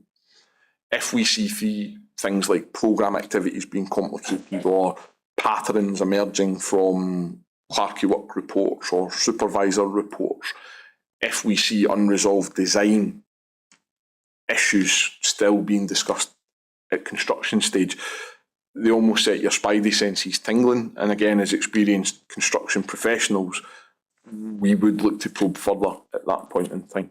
Okay, so does it ultimately become an exercise of judgment by Assure or whoever the key stage assurance review engineer is? Yes.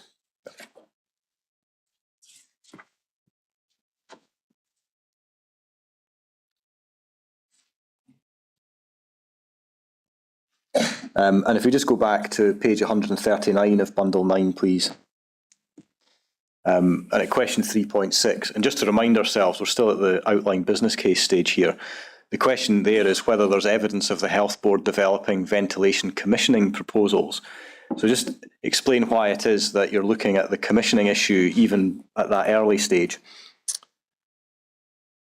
It's important that any strategies that you develop can be built, can be commissioned, can be validated, and can ultimately be set to work.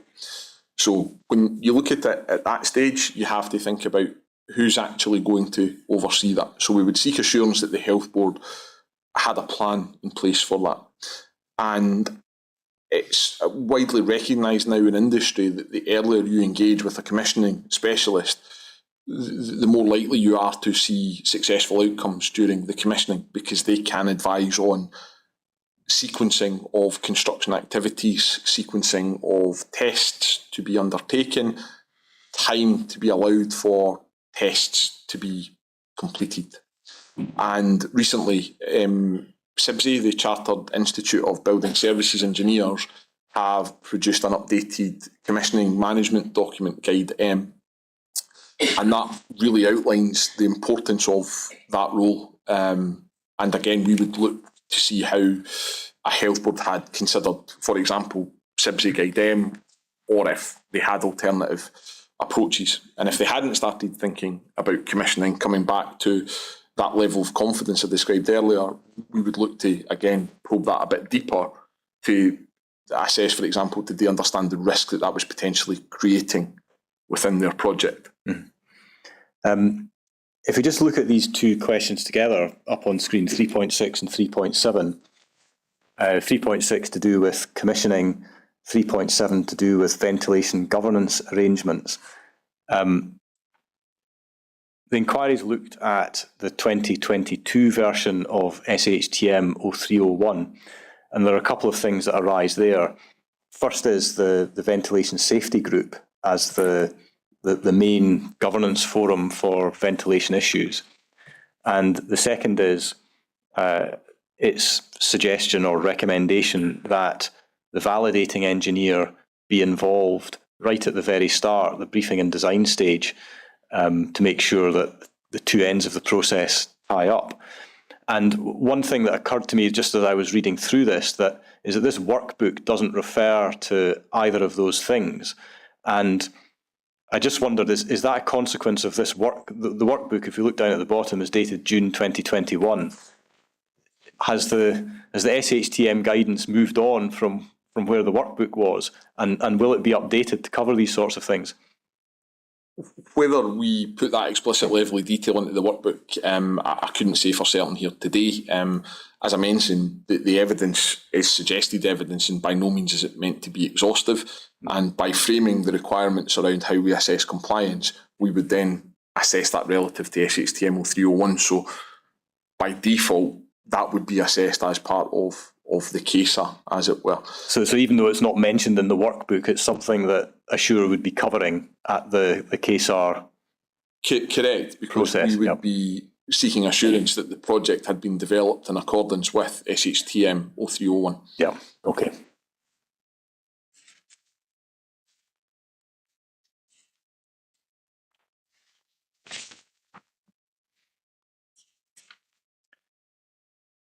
Now, just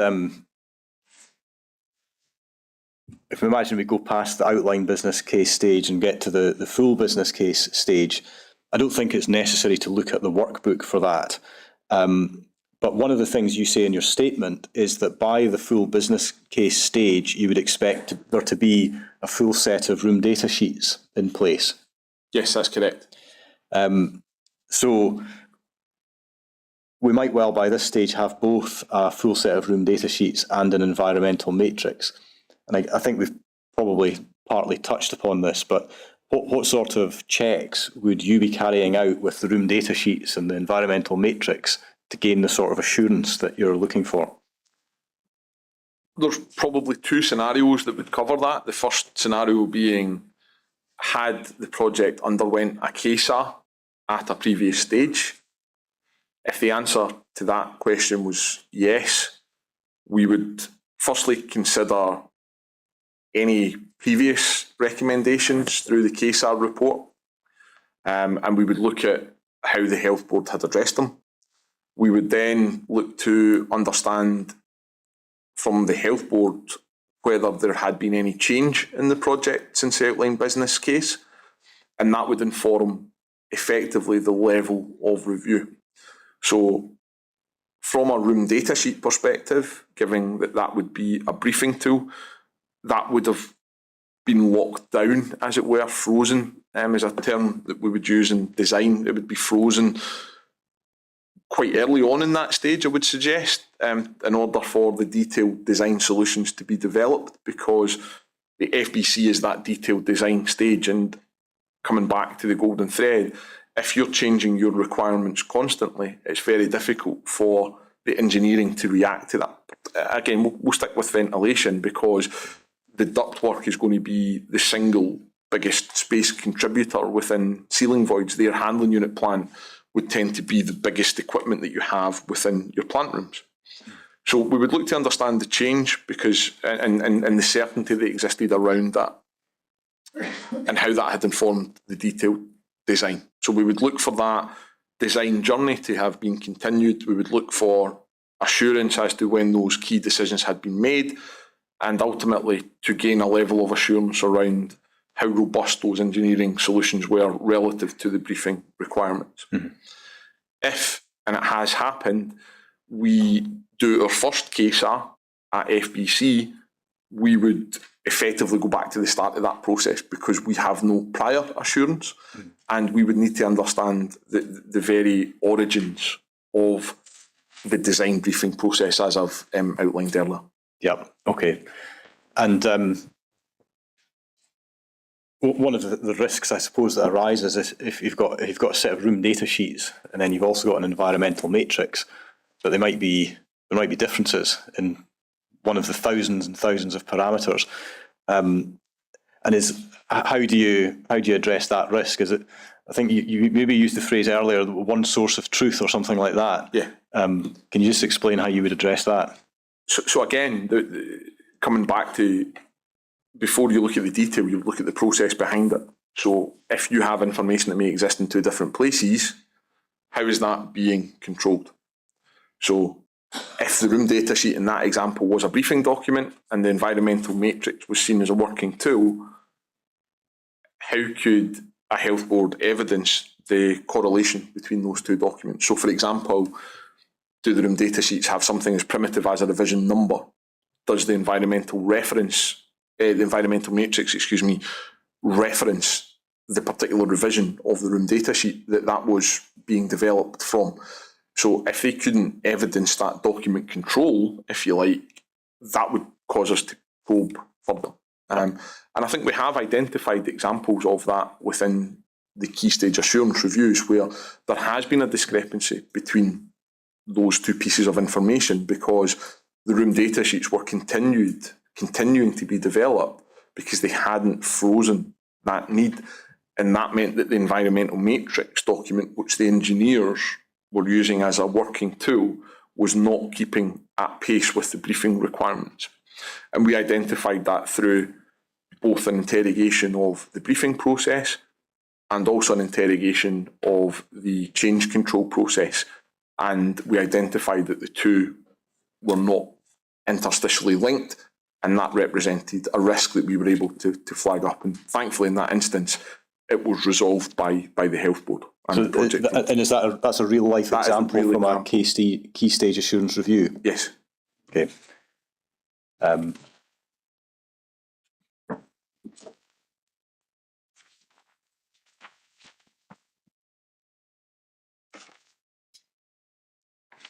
If we just briefly move on to the construction stage, and there's a workbook for that, bundle 9, page 183.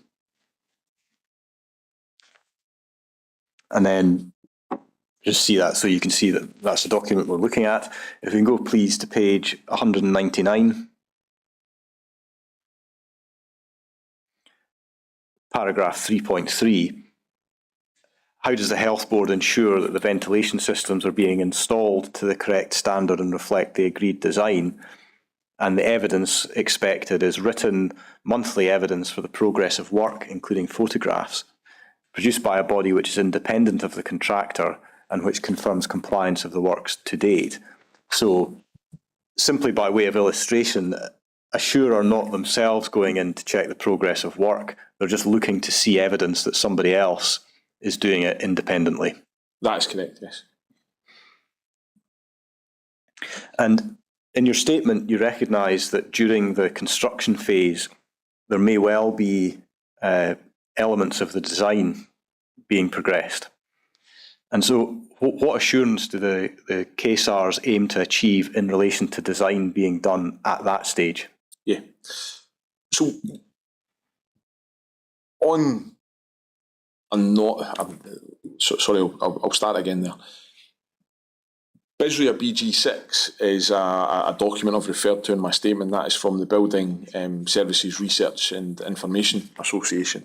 They produce a document that's called BG6, and that is almost an expansion to the REBA plan of work, which is very architecturally biased in nature. And within BISREA, it acknowledges that for what we would commonly refer to as contractor design portions, or packages, CDP, there can be an overlap between stage 4, which would be your full business case, and stage 5, which would be your construction activities. So when we go in to assess that as part of a KSAR, the starting point would be what packages had been identified as contractor design portions. Were there any elements of what would be classified as reviewable design data? The actual assessment of that still takes place as well in the earlier stages, because it's coming to plan for what you will do next. So we'll seek assurance that there is a plan. So it won't be the first time that we have assessed the approach to contractor design packages. And there are historically certain systems that would come under a contractor design portion, and you don't see them finalised until early in the stage 5 process. Fire detection and alarm systems is one that springs to mind. Sprinkler systems is another that springs to mind. But we would seek assurance that at that stage and the earlier stages, the design had been built up. It wasn't just a box that says insert sprinkler system here, because that could have a consequential impact on other things like access and maintenance strategies. So there will be a scope of works potentially created by your main designer, a performance specification, perhaps performance drawings that demonstrates spatial fit at the earlier REBA stages. So we would seek an understanding of what packages fell into that contractor design package, and we would look for them to be dealt with the same level of scrutiny that the other design packages that would form part of your more traditional elements were subject to during the earlier REBA stages of design. Programme would come into play at that point as well, because you would be making sure that what you were seeing in terms of the physical works wasn't overtaking where they were in that relative design stage. But I wouldn't expect that to relate back to things like critical ventilation systems, for example. Yeah, okay. So perhaps the key point is that these later elements of the design development are subject to the same degree of scrutiny as applied to the elements of the design that were looked at earlier. Correct.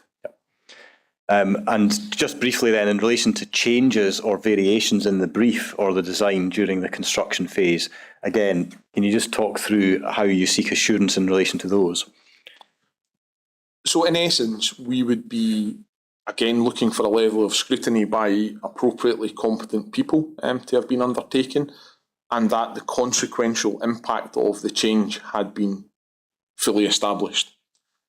Sometimes a change can be relatively minor. It can almost be cosmetic in nature. Other times you may see a change that could have a fundamental impact on other systems or other services. Commonly we would use phraseology of an assessment of safety, risk reliability of the system. Compliance would come into that as well. So effectively, how had the health board interrogated that? Could they demonstrate that it was still safe? Could they demonstrate that it was still compliant? And had they assessed the consequential impact on other services relative to the change? And is this approach taken for all changes, or again, are changes just looked at on a sample basis?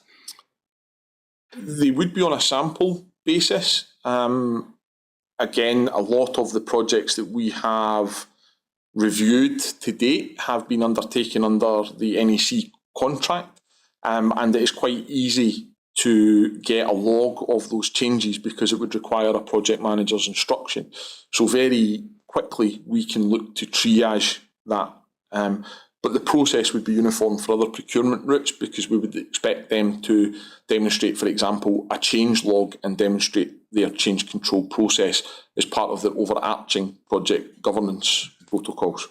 But when you talk there about a triage approach, do you mean looking at the log of changes and picking out the ones that look like the likeliest source of high risk? Correct, to inform our sample review. Yeah. Okay, and just for completeness in the specific context of ventilation, if we could look at page 201, please.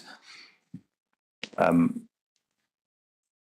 this is question 3.9 in the construction phase workbook. It is, how does the health board assure itself that all variations which may be required to ventilation systems after tender are investigated and agreed by all parties before they're instigated, and the evidence expected is evidence that each variation or derogation has a detailed technical analysis and has been referred to the board and agreed with their clinical estates, infection control and facilities management teams. So again, is that the approach that would be taken in the context of ventilation changes? It is, yes.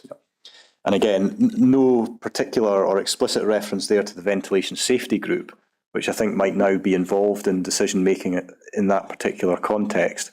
But notwithstanding the absence of reference to it in the workbook, is that something that Assure would be looking for? Correct. We would look for evidence that the change had been discussed with the ventilation safety group. Yeah. Thank you. My Lord, I should just perhaps note of the time. I've run past 4 o'clock. Mm-hmm.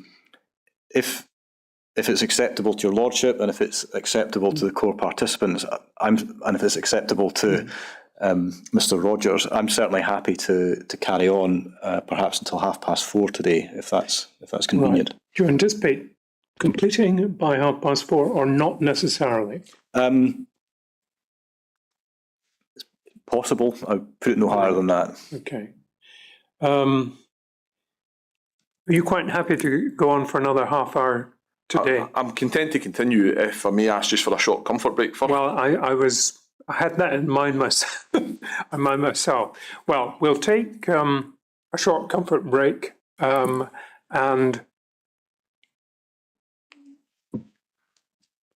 we'll take another 15, 20 minutes, Mr. McClellan, but I'll leave myself in your hands to judge when an appropriate time. And maybe you have to come back tomorrow, Mr. Rodger. Does that cause any particular problem to you?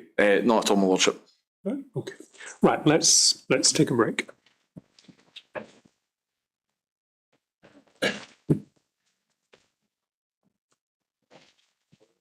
Done.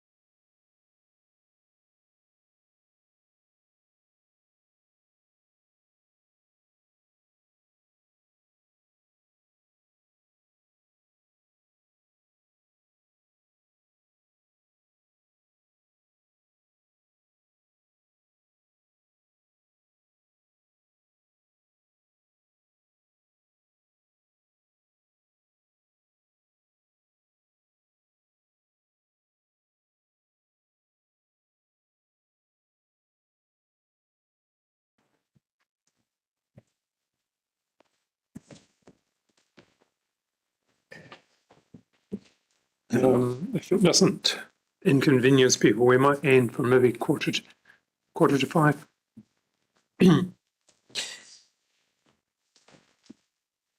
Mr. McClellan. Thank you, my lord.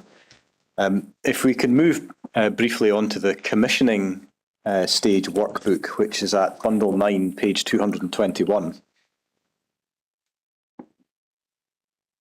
So this is 8 or so pages into this particular workbook.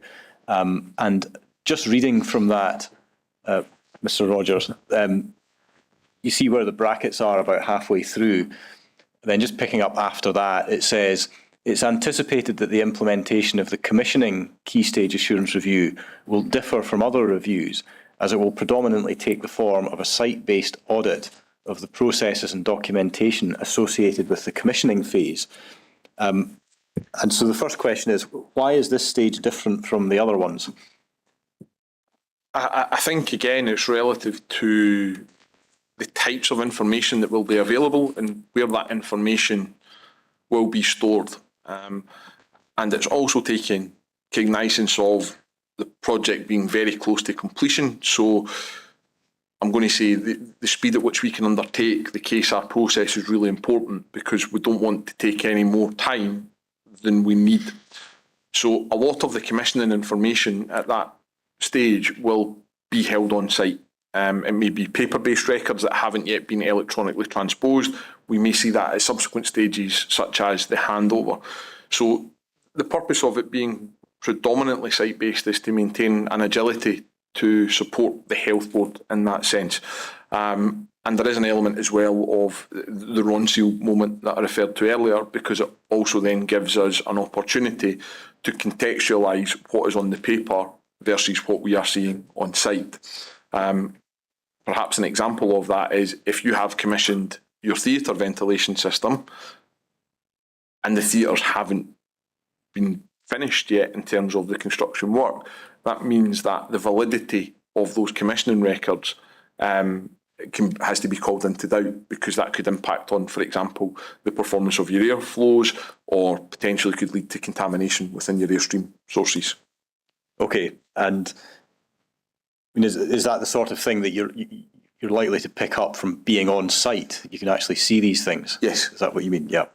And so just to be clear about it, Assure are not themselves commissioning or validating any of the systems? That's correct. We are not commissioning or validating. But does their presence on site mean that this is a sort of higher level of assurance that's being applied to this stage compared to the earlier ones? No, I think the level of assurance provided would stand up to the same level of scrutiny as the previous stages. Okay.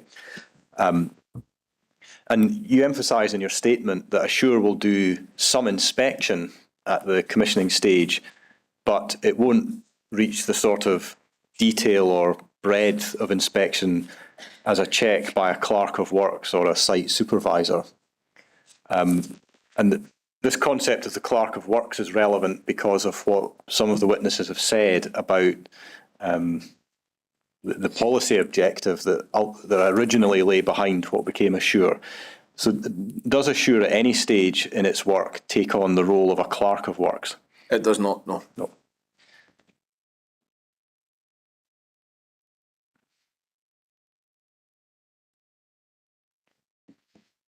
And if we can go please to page 224. And it's just picking up on the question is how the health board ensures that there's a planned approach to the implementation of the commissioning process to ensure compliance with design requirements and so on. And then the third bullet in the right-hand box looks for evidence that a competent independent validation organisation has been appointed by the health board for all disciplines covered under the KSAR. That's simply to highlight that one of the things looked for is evidence of independent validation of the ventilation systems. That is correct, yes. And in your statement, you address an important issue about whether the commissioning is carried out against the contract standards or against standards and guidance. And as I've understood your statement, what you explain is that if the processes have been followed correctly, that shouldn't be an issue. Can you just explain why you say that, what you mean by that? Sorry, could you direct me to the paragraph in my statement just for context, please? Yes, of course. It's paragraph 167.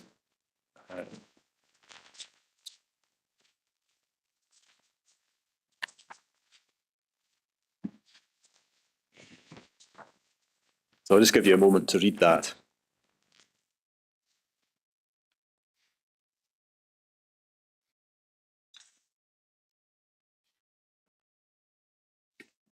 Okay, thank you.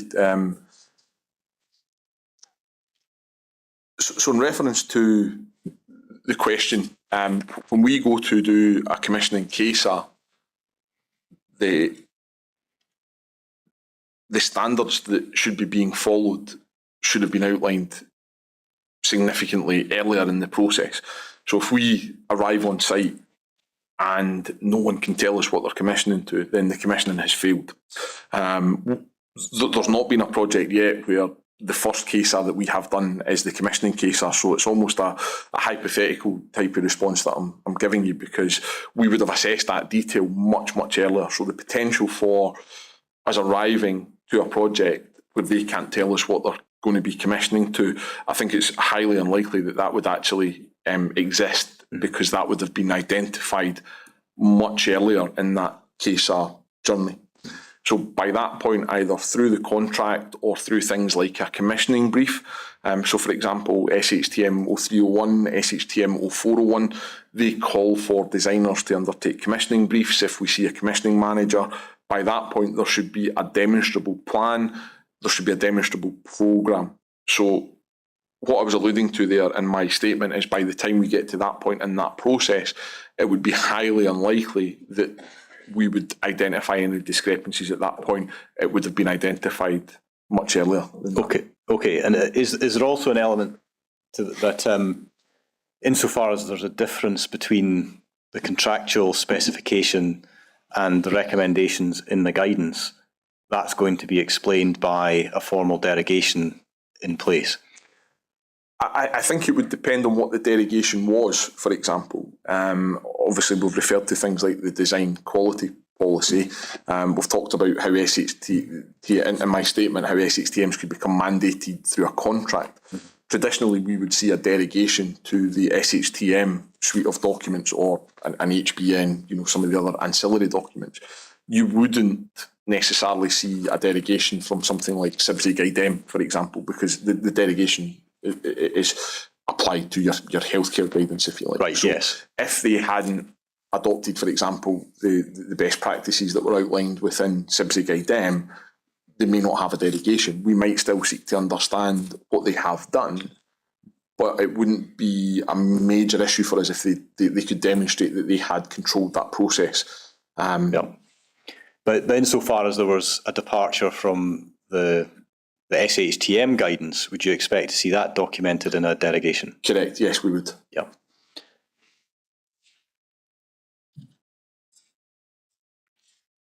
And then if we move on to Bundle 9, page 249, please. This is the handover key stage assurance review. And how close in time is the handover CASAR going to be carried out in relation to the commissioning one? In practice, it's very close thereafter. They very often run back to back. On the projects that we've experienced to date, there are a few projects at the moment where there is a period of time between those two as a result of one particular project as a result of recommendations through NHS Scotland Assure, and the other project as a result of matters that the Health Board themselves wish to seek assurance on before they would invite NHS Scotland Assure to come in. But the general rule is that they would follow within a matter of weeks, potentially, of each other. Again, the size and complexity of the project would take a bearing on that. Most of the projects that we've done have been around the £50-60 million, but for bigger projects, we may have to look at potentially going and doing multiple CASARs in that respect. Okay, and if we go to page 257, please. And just under the heading handover KSAR, and again picking up about 3 lines from the bottom, it says that it is anticipated that the implementation of the handover KSAR will differ from other reviews, as it will predominantly take the form of a site-based audit of the processes and documentation associated with the handover phase. And are the reasons for this being a site-based audit similar to those for the commissioning phase being a site-based review? Essentially, yes. I think in practice, we would try and remain agile in that respect. I think the greater the level of assurance that's provided at the commissioning stage, the less we may need time we may need to spend on site, but we will remain agile in our approach. Okay, and when it says that it's a site-based audit of the processes and documentation, again, is that done only on a sample basis? Essentially, we would be assessing, auditing the assurances, that the evidence that they provide in response to the KSAR, and again, that would be on a sample basis, yes. And again, how do you determine the depth of the depth and breadth of the sample? That would be based on our subject matter expertise, personal judgment, and again the level of assurances that were being provided by the Health Board. And you explain in your statement that if the project remains supported by Assure at the handover stage, that will normally mark the end of Assure's involvement in the project. That's correct, yes. Okay, we can close down the workbook.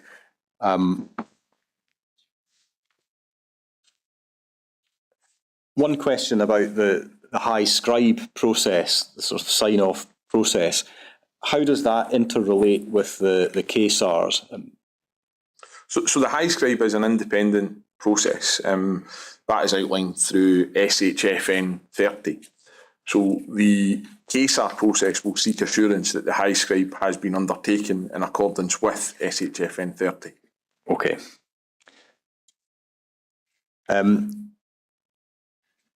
Is there a process underway of reviewing or revising the workbooks for the KSARs? There is, yes. And can you just give us a brief indication of what that work involves and what it's based upon? So the first point is around about streamlining the workbooks. We have seen in practice there is an element of duplication within the question sets. I can give a really easy example of that. We ask, is your ventilation ductwork coordinated? We ask, is your water services pipework coordinated? Well, one system can't be coordinated if the other isn't. And we found that when we were writing the reports, we were effectively saying the same thing in 3 or 4 different sections. That makes your report longer, it takes more time to read, so that's a natural efficiency. We've talked today about the language behind some of the questions and how that has been perceived.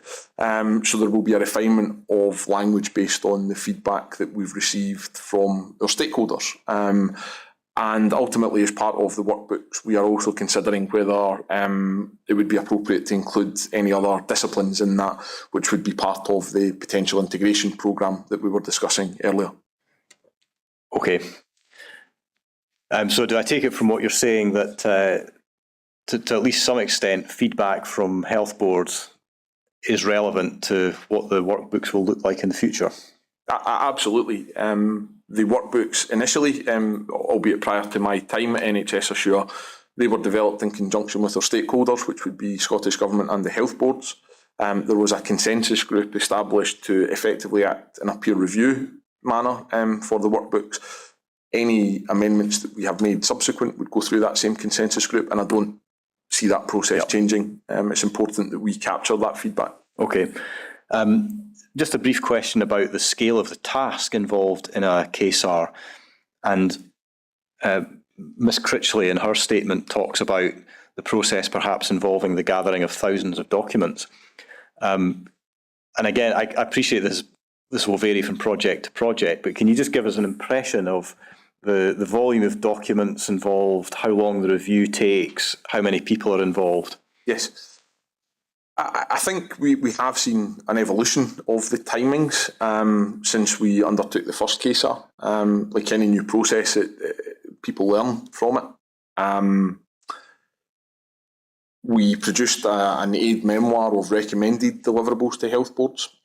Some of the very early CASAs, just purely as a result of the timing of the DL, we were almost thrust upon the health boards to say, you must do a CASA. And I do have a lively sympathy for those boards. I say that at the time we were doing them, it was a challenge, because we're not asking for things that they shouldn't already be doing, but having that in the one place, the one repository, so that could be audited, for want of a better phrase, was a bit of a challenge for the boards. And that led to some of the earlier ones being more challenging, because they effectively had to collate everything all at once. Since then, it's not a surprise anymore to health boards that they're going to have to go through a process, and they can plan better as to how they are going to respond to the CASA. We currently use Microsoft Teams as the main repository for information exchange, and we have standardised folders aligned to the CASA questions and the aid memoir suggested deliverables document, where health boards can do that on a continual basis. So it's the analogy, you're not waiting till 5 o'clock on a Friday to press upload. They can do that on a more gradual basis. Mm-hmm. And I think that has helped the process because it reduces some of that time burden. Mm-hmm.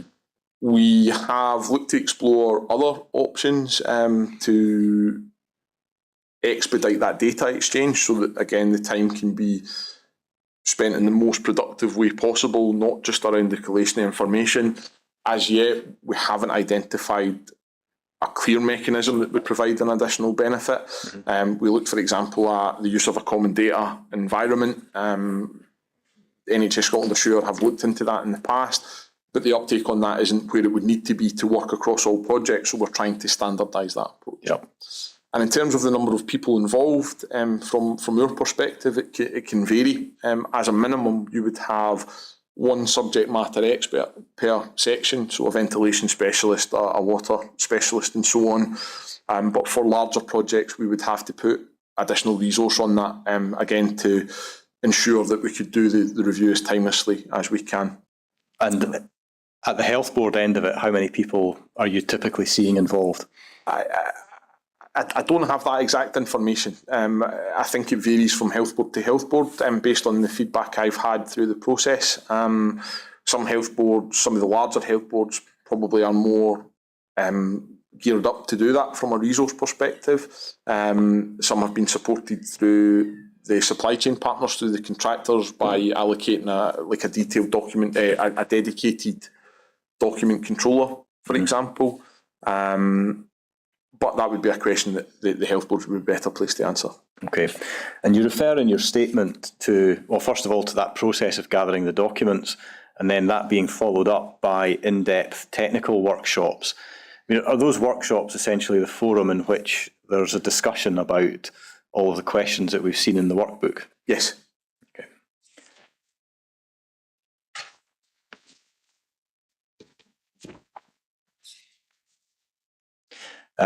Just a brief question about derogations, and in particular derogations from guidance such as SHTMs.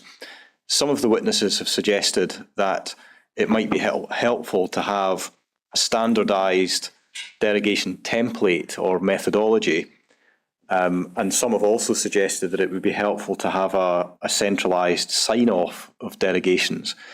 And I think the implication is that would be done by Assure. Do you have any views about either of those suggestions? If I take them in turn, and if you look at a centralised process, the feedback that we are getting from stakeholders is that, yes, there is a need for that, and we have established a short-life working group internally within NHS Scotland Assure to explore the mechanics of that. That is very much something that's in its infancy, but it is something that we have had a lot of feedback on, and we feel obliged to respond to that feedback. Mm-hmm. I disagree, though, that any derogations should come to Assure effectively for sign-off. I think there are far too many complexities on the local level for us to do that in a practicable sense, because ultimately the health boards need to take ownership of the facility and operation, and quite often derogations can be linked into how a facility would be operated, so I don't believe it would be appropriate for us to do that. Okay, so I understand that any derogation is going to have to be justified by the project-specific requirements, but is there not a flip side of that, that Assure are effectively the owners of the guidance and perhaps best placed to determine when they have to be insisted upon? I think there are subtle distinctions in there that makes the mechanic of that different to how you've described that. Compliance and safety can be one and the same, but they can also be different things. And for example, if through derogating from a particular piece of guidance you put a greater onus on operational maintenance, for example, it wouldn't be within Assure's gift to be able to say that that represented a safe solution, because we would not be responsible for the provision of that ongoing maintenance. So the ownership, again, complicates that. What we could do, and what we do, is we can support health boards in their assessment of derogations. We can help them to understand the risks that they face, but ultimately that ownership and that accountability, I can't see any other way that it would work other than retaining with the health board. Okay. Now, just the practical impact of KSARs, and you referred earlier to an instance where the KSAR detected a discrepancy between room data sheets and an environmental matrix. Are there any other practical examples that you can give us of the KSAR process uncovering things that might have been a problem down the line? Yeah, probably the one place I would direct the inquiry to assist in the matters that you're looking into. We did publish a lessons learned paper on our website, and that collated a lot of the early findings from the first batch of KSARs, and it also took on board some learning from the interim review service that predated the launch of NHS Scotland Assure. The lessons learned paper, we are currently planning a revision to that document, and we anticipate that that would be published this year.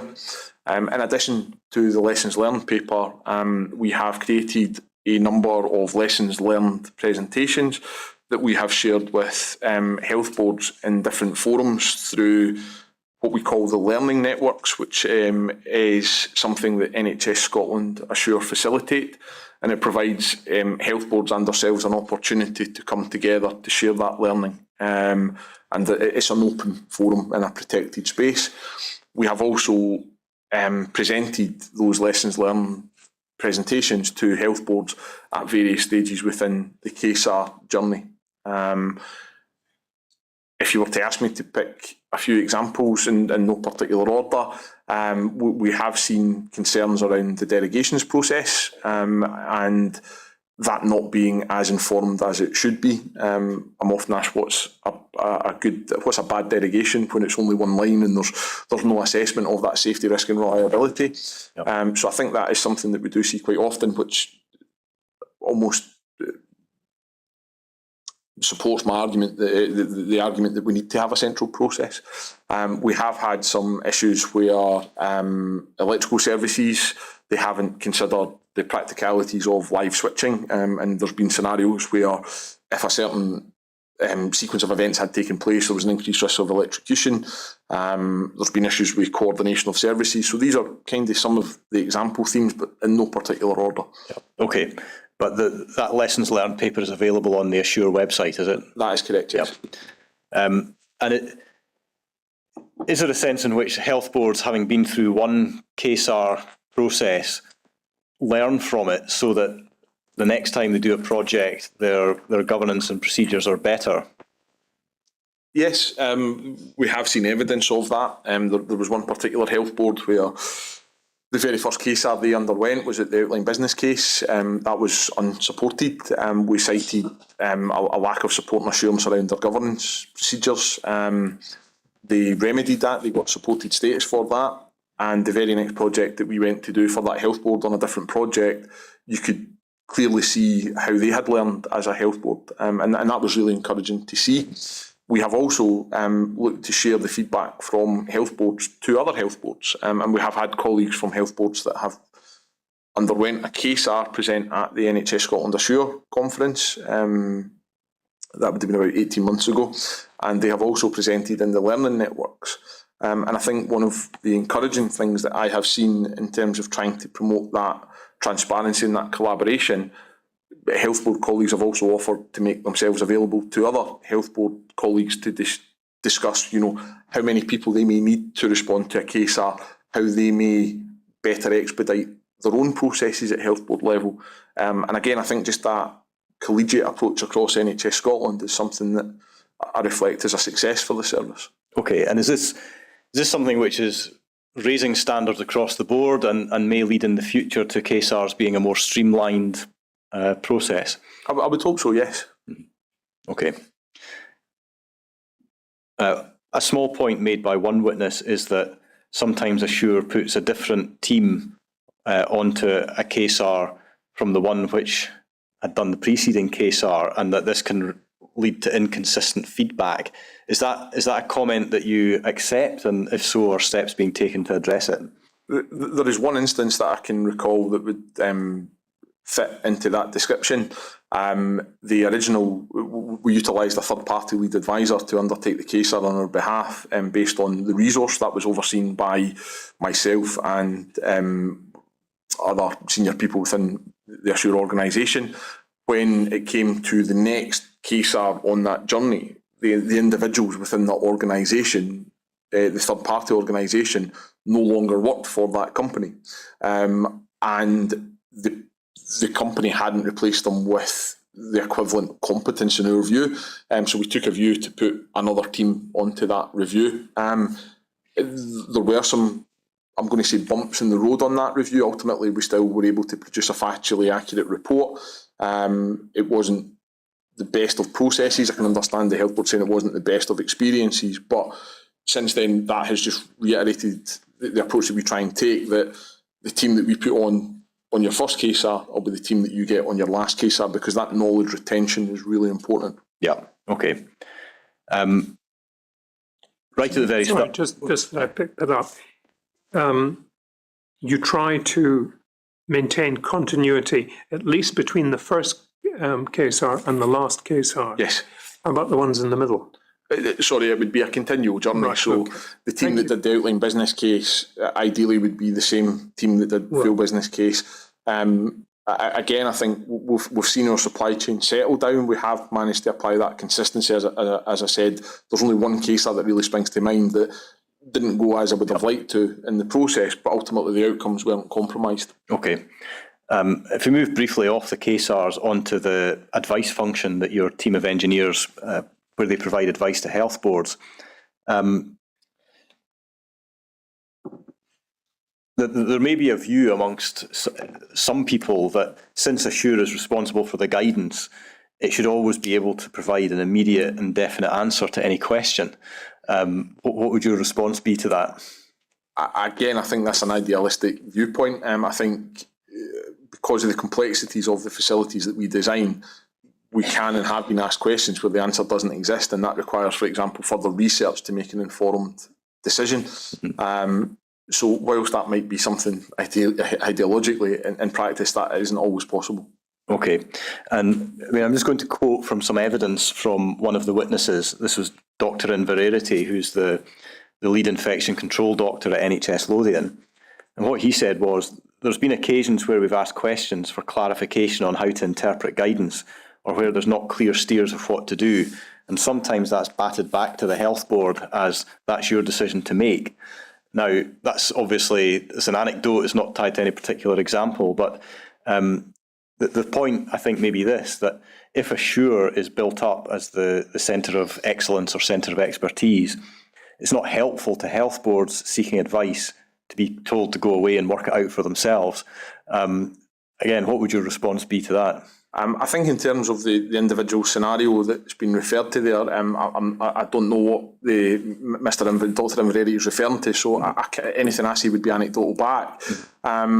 we do not set out to bat things back to the health board in that respect. We will always make it clear on where the responsibility for the decision making lies, but we will always try and support health boards in making the most appropriate decision. Yes, so I think perhaps it's fair to point out what you said about derogations earlier, that the judgment about the derogations is still a responsibility for the health boards. So they would have to decide for themselves if it was appropriate and what justification there was for it. Correct. Yeah.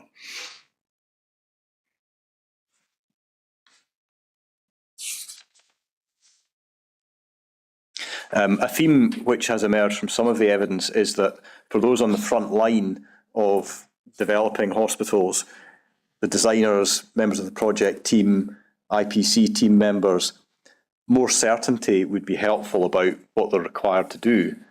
To what extent do you think there might be scope for making the guidance more definitive or more prescriptive? I think that's quite a subjective question, because I have heard criticism of guidance come from certain individuals, and I would potentially question their competency to apply that guidance. It's very easy to make a broad brush statement, but we do provide a forum through CTAG and the national advisory groups, and the way that we produce guidance, that people have a voice. And if they feel that there are improvements that would benefit guidance, we would encourage them to use that voice. We have active updates ongoing for guidance at the moment, and that constitutes multidisciplinary input from designers, from contractors, through to academia and industry. So there is a forum that exists where people can provide us that feedback, and I think it's very easy for somebody to make a broad brush statement. There are examples where people have given us, and again I'll give you a ventilation example that came up in 0301, where the latest version of SHTM 0301 infers that when an air handling unit reaches 20 years, it will have exceeded its operational life cycle and should be replaced. Now, that's had an unintended consequence because the money is not there to do that. And there are air handling units that are 20 years old, that are functional, that are safe, and that they are providing the prerequisite number of air changes and pressure cascades.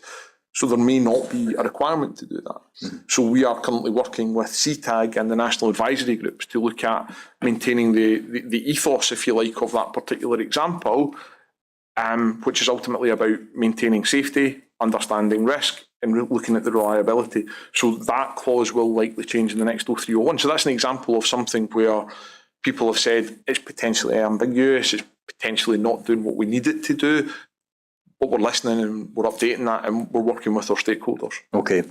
One topic we touched on briefly with Julie Critchley this morning was the Repeatable Rooms project.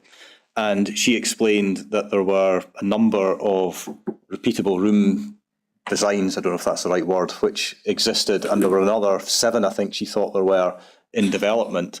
Are you able to tell us, the ones in development, what kind of rooms are they? Apologies, I'm not directly party to that. My team are represented, but the process is being run by our Property and Capital Planning division. Ah, I see. So it's not within your division? No. No, okay. I mean, is that an approach which could be taken for more and more rooms, including rooms where there are specialist engineering services, like such as ventilation? I think as a concept, yes. I think no two hospitals are the same. There's different models of care, for example. There's different staffing levels, geographical locations, for example. But I think the principles behind the standard room layouts that would provide a template for people to then adapt relative to the requirements of an individual facility, I think that is a good idea. And I think we've seen that through the repeatable rooms that have been developed to date. And again, I think another just important point to re-emphasise is that's not just something that Assure have done in isolation. That group is well represented by health boards as well. It's back to everything that exists in that healthcare built environment. It's important to maintain that multidisciplinary, multi-stakeholder approach. And moving beyond the idea of repeatable rooms, some witnesses have referred to possible benefits in having a template set of employers' requirements for healthcare building projects. Again, what do you think about that, and is that something that Assure could be involved in? I think in principle Assure could be involved in that if commissioned to do that. We would need to obviously discuss that with Scottish Government and our wider stakeholders. we have heard it through through forums like CTAG before, but there never has been a driving consensus that that is a priority. But it might be something in the future that we do look at. Okay. There is in the papers a template environmental matrix produced by Assure. Is that a document you're familiar with? I am, yes. And does Assure issue any guidance about how that should be used? Not specifically. The origins to that template, through some of the stakeholder feedback, including CTAG, the stakeholders, particularly from an estates and engineering background, were saying it would be useful to have a template. And we were asked to produce a template for people to use should they so desire. Again, it's not mandated through guidance, and we haven't actually had any inquiries as to how people should complete it. If people did have questions, myself or one of the team, we would be quite happy to support a health board in that. And ultimately, if we did see repeat questions coming in, we would look to potentially produce a short guidance note, for example, to go and accompany that. But it's not something we've been asked. Well, one of the things that Mr. Maddox, the expert witness to the inquiry, has pointed out is that Talon, the company that operates the activity database, say that they can generate an environmental matrix direct from the database. And given what you said earlier about one source of truth and so on, again, is that an approach which you think might be advisable for a health board that wants to build up a matrix? Yeah, I think that would be good. There's other digital tools as well. We've seen as BIM becomes more prevalent, Revit becomes more prevalent. A lot of that information is containerised within the information model. It would be remiss of us not to explore the use of digital tools to try and make the documentation more robust in that sense. And final question from me, Mr. Rodger, is about knowledge transfer. If you have a situation where an infection control issue is arising in one health board, what arrangements are in place within Assure to make sure that information and knowledge about that is disseminated to other health boards? I mean, and I should make clear, I'm talking insofar as this gives rise to an engineering issue which would come up within your department. Yeah, so if it's an engineering issue related to an infection control incident, we would be governed by the infection control protocols outlined in the NIPCM. Our role in that is very much to support our colleagues from RHI, and I would have to say that I would defer to them for a more detailed explanation as to how that mechanic would work.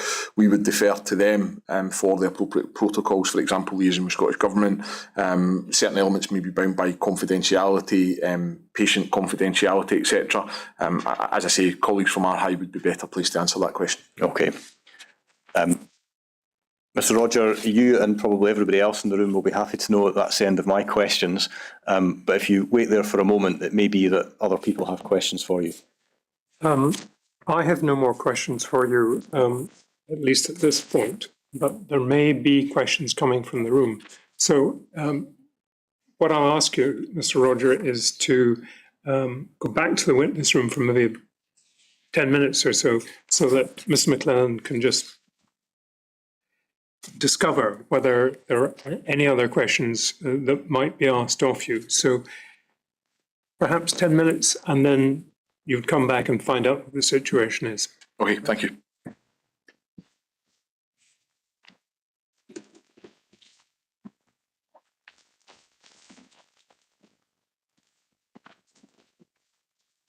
Start.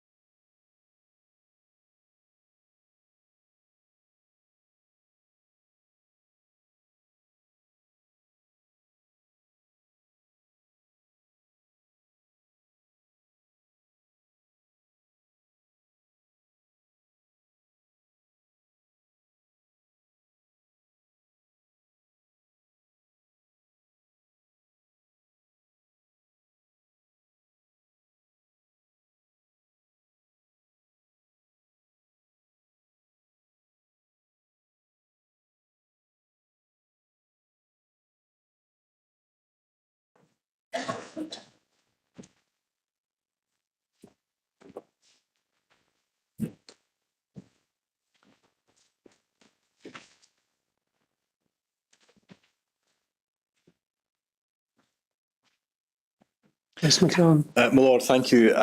I should say I'm grateful to your Lordship and to Mr. Rodger and to everybody else for allowing us to go on till 5 o'clock, and I'm glad to say that there are no further questions.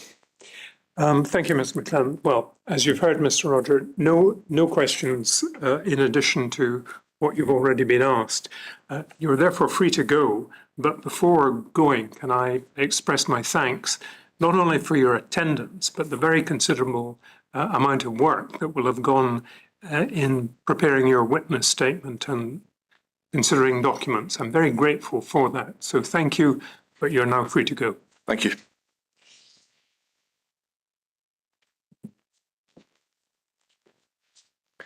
Now, Mr. McClellan, you understand that you will be conducting questioning again tomorrow, just with one witness, is that That's right, just Malcolm Wright tomorrow, my Lord. Malcolm Wright.